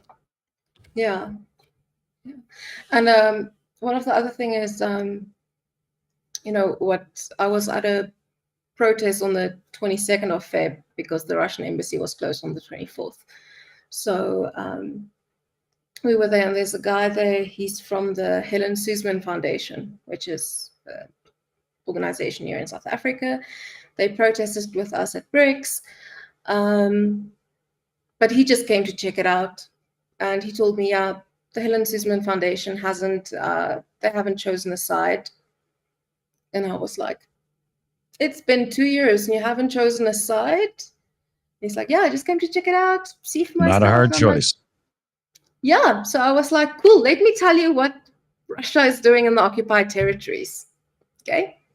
And I gave him a very unfiltered description of what happened in Bucha, what happened in Izium, and in South Africa, like, most people know us that violence against women is kind of a really bad thing here in South Africa. It's really, really high, okay? So I started talking about those details to the extent that he was clenching his legs together. That's how violated he felt and uncomfortable he felt by it. And I told him, this is the problem. Whenever someone says Ukraine should concede territory to Russia, this is what they want civilians to live under. This is what they want Ukrainians to live under. And that is something that people don't understand. So whenever someone is talking about Ukraine should just concede the territory that Russia currently holds, that's what they need to keep in mind. Just imagine if it was yourself and your, territory, like, if it was America coming up through Canada and they were doing it on the West Coast, British Columbia, where I live, I wouldn't be, oh yeah, let's just put up the white flag and you negotiate and stuff. I mean, the border could be 50 feet on the other side of my home and I just changed countries. It's just ridiculous talk. Yeah.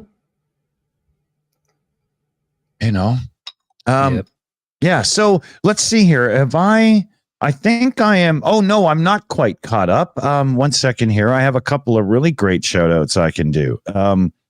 I have Danny Carver sent in a direct donation. If you support Ukraine, you're my hero. Great words indeed, Danny. Great words. It was a 15 direct donation. And then John Webster came in with a $65 direct donation. And the quote here was, for the Boom Boom Fund. Thank you for these Saturday shows. Slava Ukraine. And I do believe, yes. And I do believe that does actually catch me up. So what's the time here? Can I ask a potentially really, really stupid question? Because I'm good at those. What is the social media situation like in Russia? I mean, at this moment in time, is there like a Russian equivalent of the Shills doing a stream to Russians talking about how they're empty cans and strings? Yeah, well, we have definitely empty cans. But believe it or not, and I do need to do more research into this. Believe it or not, as far as something that might be a Russian equivalent of the Shills, the best of my knowledge, there isn't a truly popular or actually used alternative to YouTube. There are things like VK, which is kind of like a Russian alternative to Facebook. And there's Telegram, which is actually used all across various Eastern European nations. It's popular in Russia, Ukraine, Belarus, and other countries, believe it or not. But when it comes to something like YouTube, not really. Like, we may not be plugged into them because I'm assuming most of us don't go out of our way other than for research purposes to be subscribed to every Russian propaganda, channel out there. But a lot of them are here on YouTube. It's just Where's a bubble. Starsky when you need Yeah, exactly, right.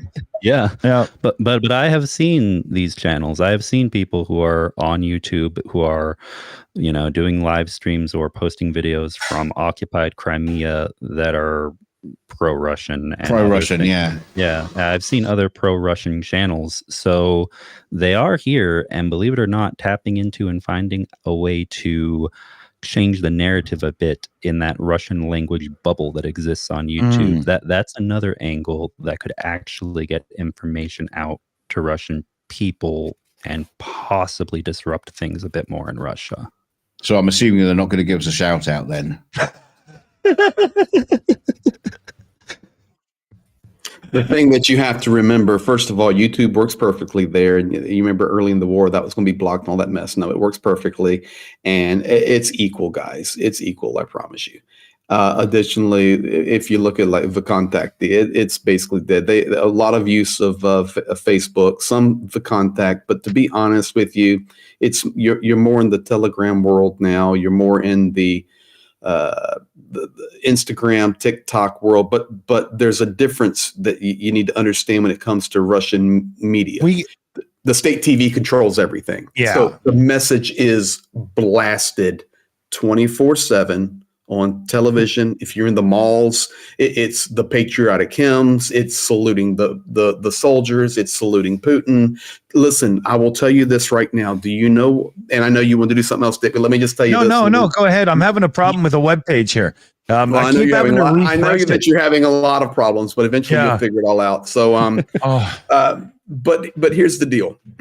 Do you realize that today in Russia, most apartment buildings, when people would come home and let's see. So Yana, South Africa, Starsky's gone. So I guess it's just me that's here in Ukraine right now. Okay. So you come home here, your buildings are secure. Basically, people live in 5, 9, 14 or 16 story buildings, and if they're not in more of a rural area in the cities. And at my own place, I have a little key fob and it unlocks my door and I come in, I come to where I live. But a lot of those places, when you hit the door, it's really kind of cool, high tech. Little messages will pop out sometimes like welcome, come inside, or welcome home. It's really nice. But in a lot of buildings yesterday, March the 8th, when people would go and they would hit their key fob, they actually got a message from President Vladimir Putin saying, congratulations on Women's Day. I salute you as being a wonderful woman. This is the stuff that the world doesn't know anything about, but that is what was happening in a lot of your more modern, up-to-date buildings. They can blast media anywhere and everywhere. That's the real story, guys. Yeah. Well, that's quite nice. He sent a nice message like that, though. Yeah, I mean... What a nice guy. Yeah, he sounds lovely. Yeah. Oh, God. We had a huge another donation here come in from DTR 2300 in the chat for the Boom Boom Fund. $70 direct donation. Big thump. So it was probably like $25 of real currency converted to Canadian, and it ended up being like $70. So you know how that works. You know, we're just right at the bottom of the food chain at the moment when it comes to currency conversion. It's terrible, but I thank you very much. Yeah, that's okay. Yeah. But it sucks for us right now. You know, you hear online, oh yeah, GPUs have dropped a bit. Oh, maybe it's time to upgrade the PC. And you go online and look in Canada. Oh no, it's not for us. It's just Yana, I'm watching the chat over here. I'm getting messages from guys on the front. I'm getting everything's going on, but I'm fully engaged here, but it's nonstop. So I saw you in the chat talking with Galina about putting the messages into Russian. So I'm going to be quite honest with you. That, in my opinion, needs to be the first language you put it into. You think so? Oh, absolutely. How can they know the truth if they can't hear it? So I honestly believe that the two most important languages to get truth into is English, because a majority of the world can at least speak or understand some English, and then Russian. It's easy. Guys, it's not just people in Russia that speak Russian. There are hundreds of millions of people that speak Russian. Do you know that the number one supplier of goods to Russia right now, and where American products are coming to Russia because the sanctions are working so well, it comes through Kazakhstan. These people speak Russian. Everywhere in Ukraine, they speak Russian. Moldova, they can speak Russian. You can go all throughout that former empire and Russian, and people need to hear the truth and at least be given that opportunity. Yeah. I have wonderful friends in Russia who are absolutely anti-Putin, that are absolutely anti-war. They're pro-Ukraine. But they're trapped in that world. Yeah. Well, So and you can't it is extremely you can't difficult. swallow the tea that they're all Right. evil. I adopted a girl from Russia. Wait, but before we go too far away from you, remember you could find all the propaganda online and stuff, right? Just a few minutes ago there. We should give a public service announcement here. For the love of God, if you're going to go looking for it, do it with a sock account. Don't ruin your recommended feeds and stuff. Don't do it with your normal channel. Oh, don't. But think about it. How about we all marry one of those Russian brides that keep being, and we could infiltrate them that way. Yeah. This is the first time I've ever spoken to Yoda in my entire life, and I'm loving every minute of it. So I'm wondering where R2D2 is and C3PO, but other than that, we're good. But think about it, guys. Think about it. Especially for those of you in here that are American or English speakers natively.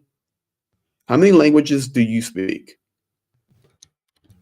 Exactly. And not well.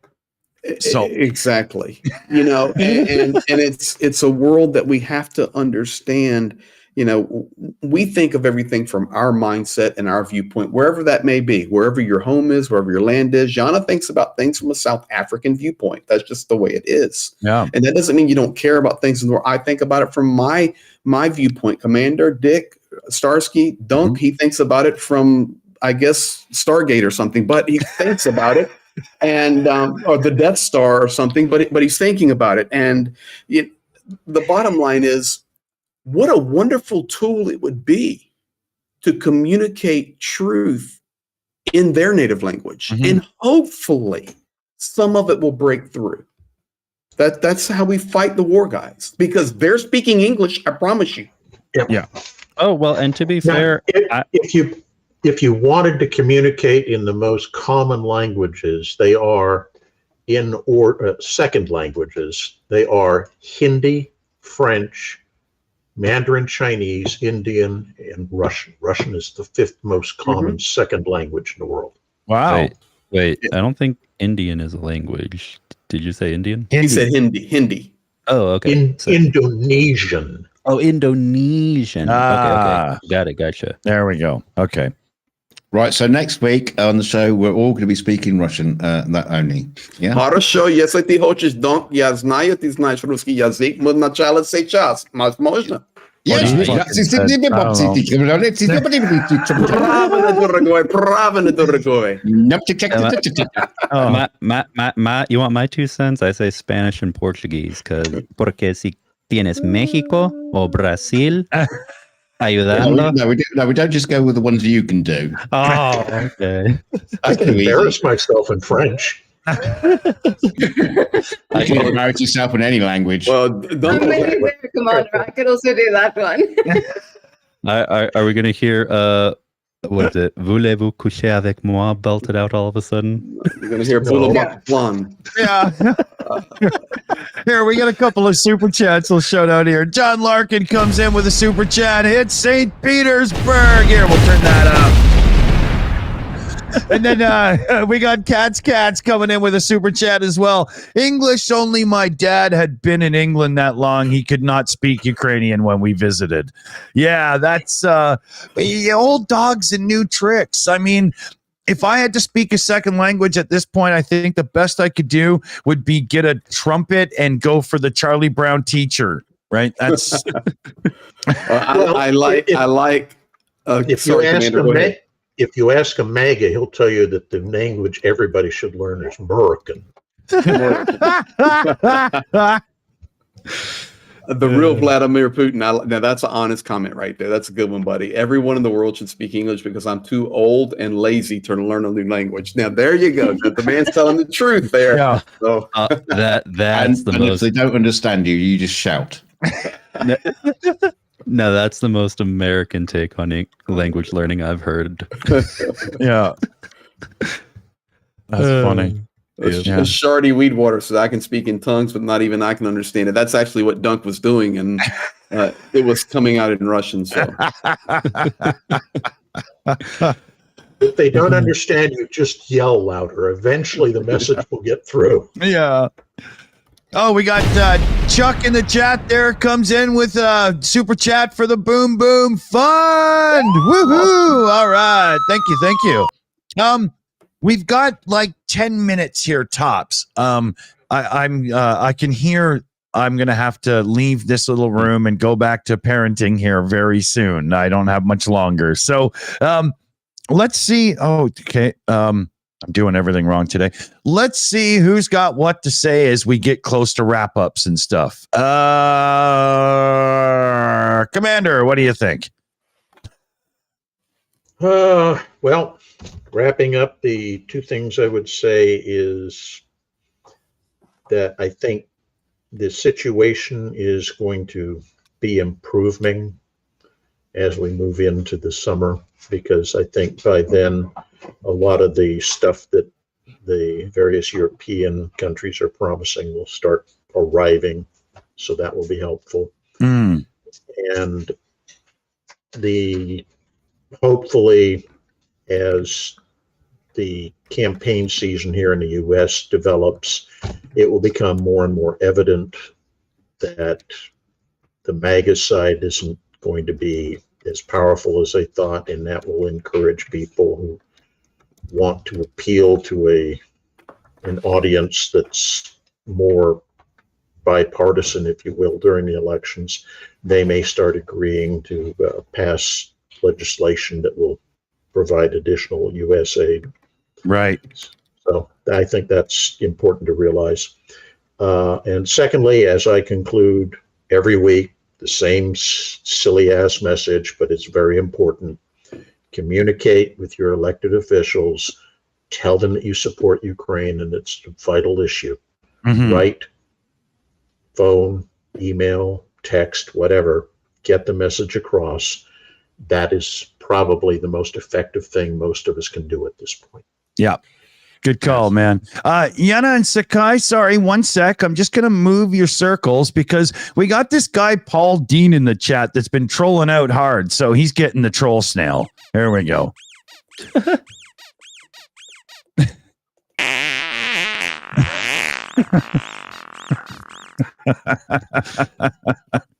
Okay. I haven't seen the troll snail in a little while. Yeah.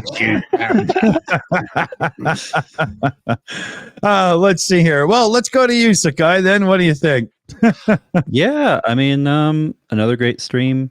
Continuing to do all we can to get the word out. I think some good ideas and brainstorming were discussed here that I hope are heard by both English and Ukrainian speakers in higher positions with more resources than just we have.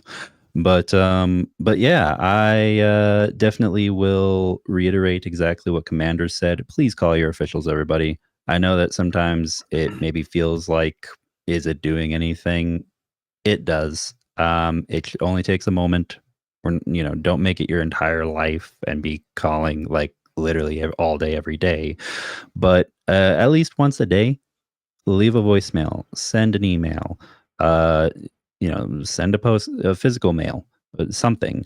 Let your officials know that support to Ukraine is important, that it can help prevent further war, and that your vote, wherever you live in the world, depends on it.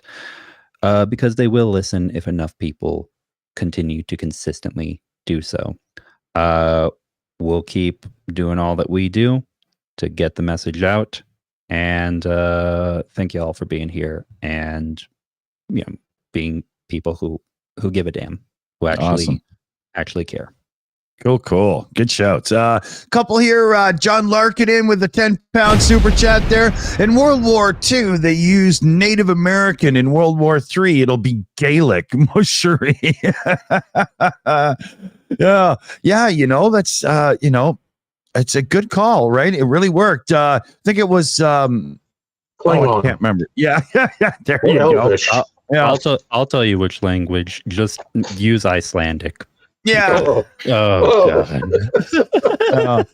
Yeah, or that stuff they speak in Wales, whatever the hell that is. And Tina Crosley comes in with a member message here. Hi, all from Great Britain. It's got to be the England flag, UK flag, right?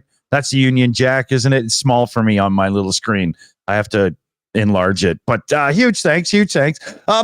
Let's turn to Yenna now. What do you think? Anybody you want to tell off directly? Hopefully they're listening. Or I think for everyone, just continue to support Ukraine. I know it's difficult, there's a lot of noise online, and we always hear, you hear, especially from the news, you hear like, no, there's Ukraine fatigue. There are 428 people watching this stream, and tomorrow there's going to be more viewers when the rest of the world wakes up or has time to watch it or whatever. And if you look at all the protests and the rallies that there were on the 24th of Feb, there were thousands of people all around the world showing that they are not tired of supporting Ukraine. So keep that in mind and continue doing what you guys are doing for Ukraine, whatever that is. And then also, this is a request from Heinrich in chat. Net om die res van julle wat nie Afrikaans praat nie bietjie te confuse. Lekker aand. Sorry. Cool. All good. Oh, Cool. wait. No. Yana, you're forgetting something incredibly important also. What? Project Constantine only is 210 subscribers away from 1,000. Nice. Yeah. Please go subscribe. Yeah, so all of you 400 and something people here in chat, if you're not already, go get them to 1,000. Exactly. And like we said before, when you sub, put their video list on autoplay and just let it run through, because it helps them get the hours they need to get monetized. It's a question of subscribers and watch hours. So let's get it pushed up. Good shout. Let's see here. Quick shout here. Direct stream elements tip in from David N. He says, love the Shills and the humor. Thank you very much. We do try to keep it light even when we're doing heavy topics. It's probably my fault, but enough about that. We'll check in with Dunk. What was it? Vic and somebody you were called? I didn't even get that one. Yeah, Bob Mortimer. Yeah. Okay. You won't know who he is. Yeah. It's been a great show. Don't forget. We know Vladimir Putin is watching the background. He's lurking in the background. So if you do a gift memberships, just suddenly, all of a sudden, Vladimir Putin will show up as a gifted membership, and he'll be following the shows. So don't forget to do that. Always great to see Greg Terry. All the stuff he does to help and all that kind of stuff. Basically, being such a religious guy, basically he's just doing the preach around. That's what I would say. That's what I call it from now on. It's the preach around. And everybody else, Commander, it's good to see you, Sakai and Jana. So, we'll see how it goes. See you next time. Slava Ukraine. Hello, Slava. I know that I'm getting ready to get a call from my wife as soon as I get off before I go to sleep, and she's going to say, "You're talking to Yoda." No, she's going to want to preach around. That was good, man. That was good.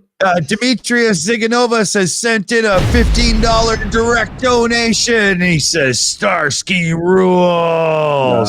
Very good. Very Oh good. yeah, that's a shout out everybody here can get with. And if I look over, I do okay. Oh no, here we've got John Larkin came in. 5 nations of Celts, all one language. Fucking trust me.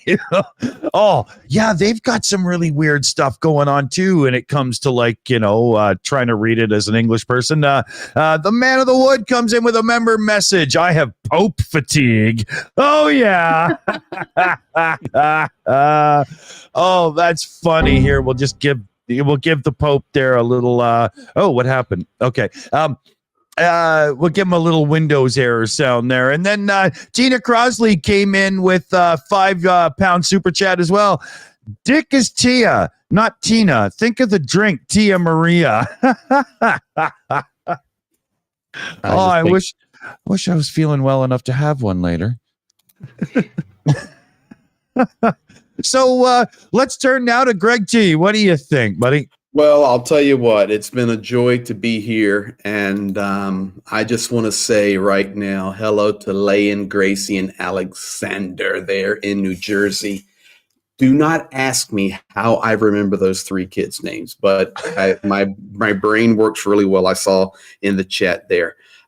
So thank you guys. As always, this is actually a lot of fun. I really appreciate all of you. And I'll tell you what. I did see a question in the chat earlier. It was a Scott asking the question, is my wife in here? I just saw somebody call her out. Oh, oh God, I'm in trouble. Uh-oh. I'm talking to Yoda. No, listen. So in reality, at least it's not a brothel. The Scott asked a good question, and that was this. I get a little. I'm paraphrasing the question. I'm getting a little confused because sometimes I see the news here in Scotland that says, Russia's pushing good, and then the other news says Ukraine is doing good. What's the real truth? I trust you because you're there. The truth is, right now, Russia's taking ground, but the reality is, Ukrainian soldiers are light years better than the Russian soldiers. So, if Ukraine has supply, it'll take care of the rest. So that's our job. We can't supply shells. I don't think Dick Dawson is starting a shell company tomorrow. I wish. But yes, but what we do is we do this. We share the truth with people. We raise funds. We deliver gear right to the guys that need it. We all do our part. And I just firmly believe that if everyone will continue to do their part, this is how you will win the war here in this era that's unprecedented. We talk about the similarities to World War I with the trench warfare. Guys, I've been in the trenches here in Ukraine, and you don't want to be in the trenches. I want you to think right now. Listen to me. Right now, guys are sitting in wet, cold, damp, nasty, rat-infested trenches with first-person view FPV drones dropping on their heads nonstop. That's the war on the front line and incoming artillery nonstop. Right this minute, a Ukrainian is dying. You want the truth? I give it to you. That's what's happening. And we have to stand together and we do our part. And when we do that, we can win this war. Do not give up. I can tell you the Ukrainian soldiers are not giving up.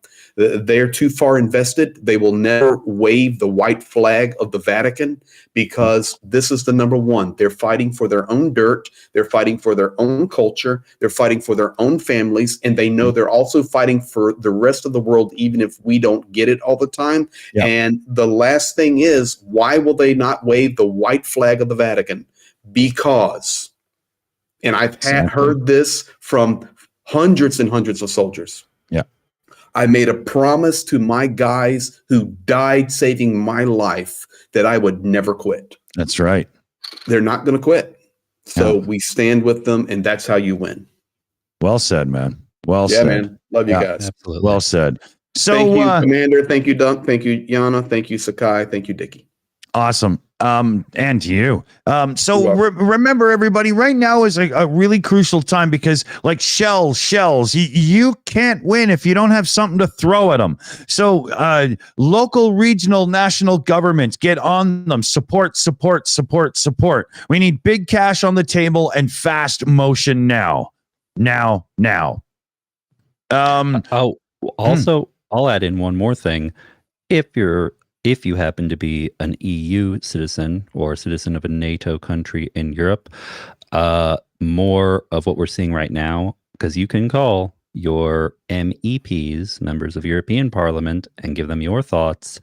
Push for more spending, push for more production of shells, push for more lack of reliance on North America, because it's important. Russia's right fucking there.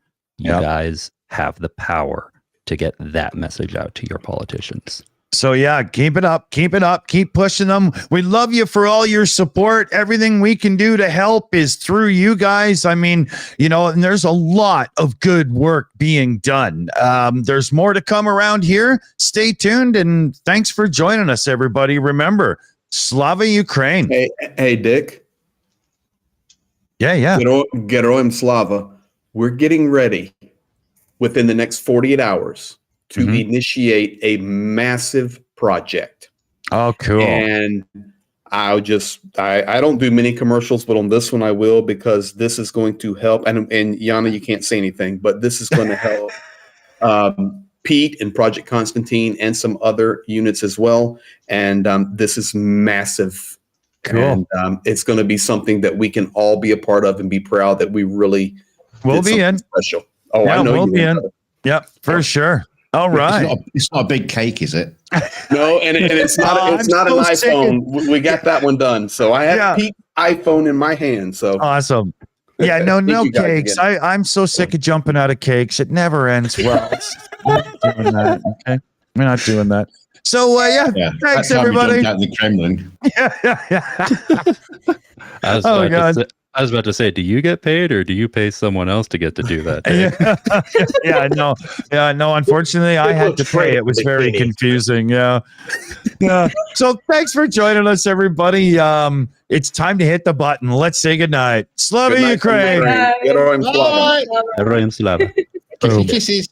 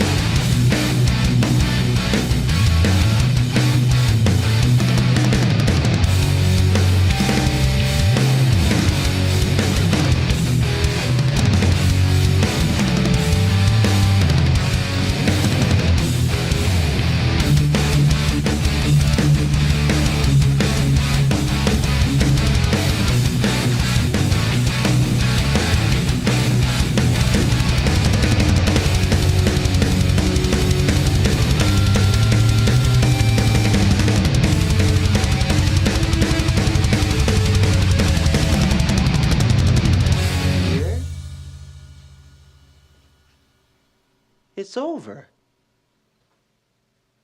Go home.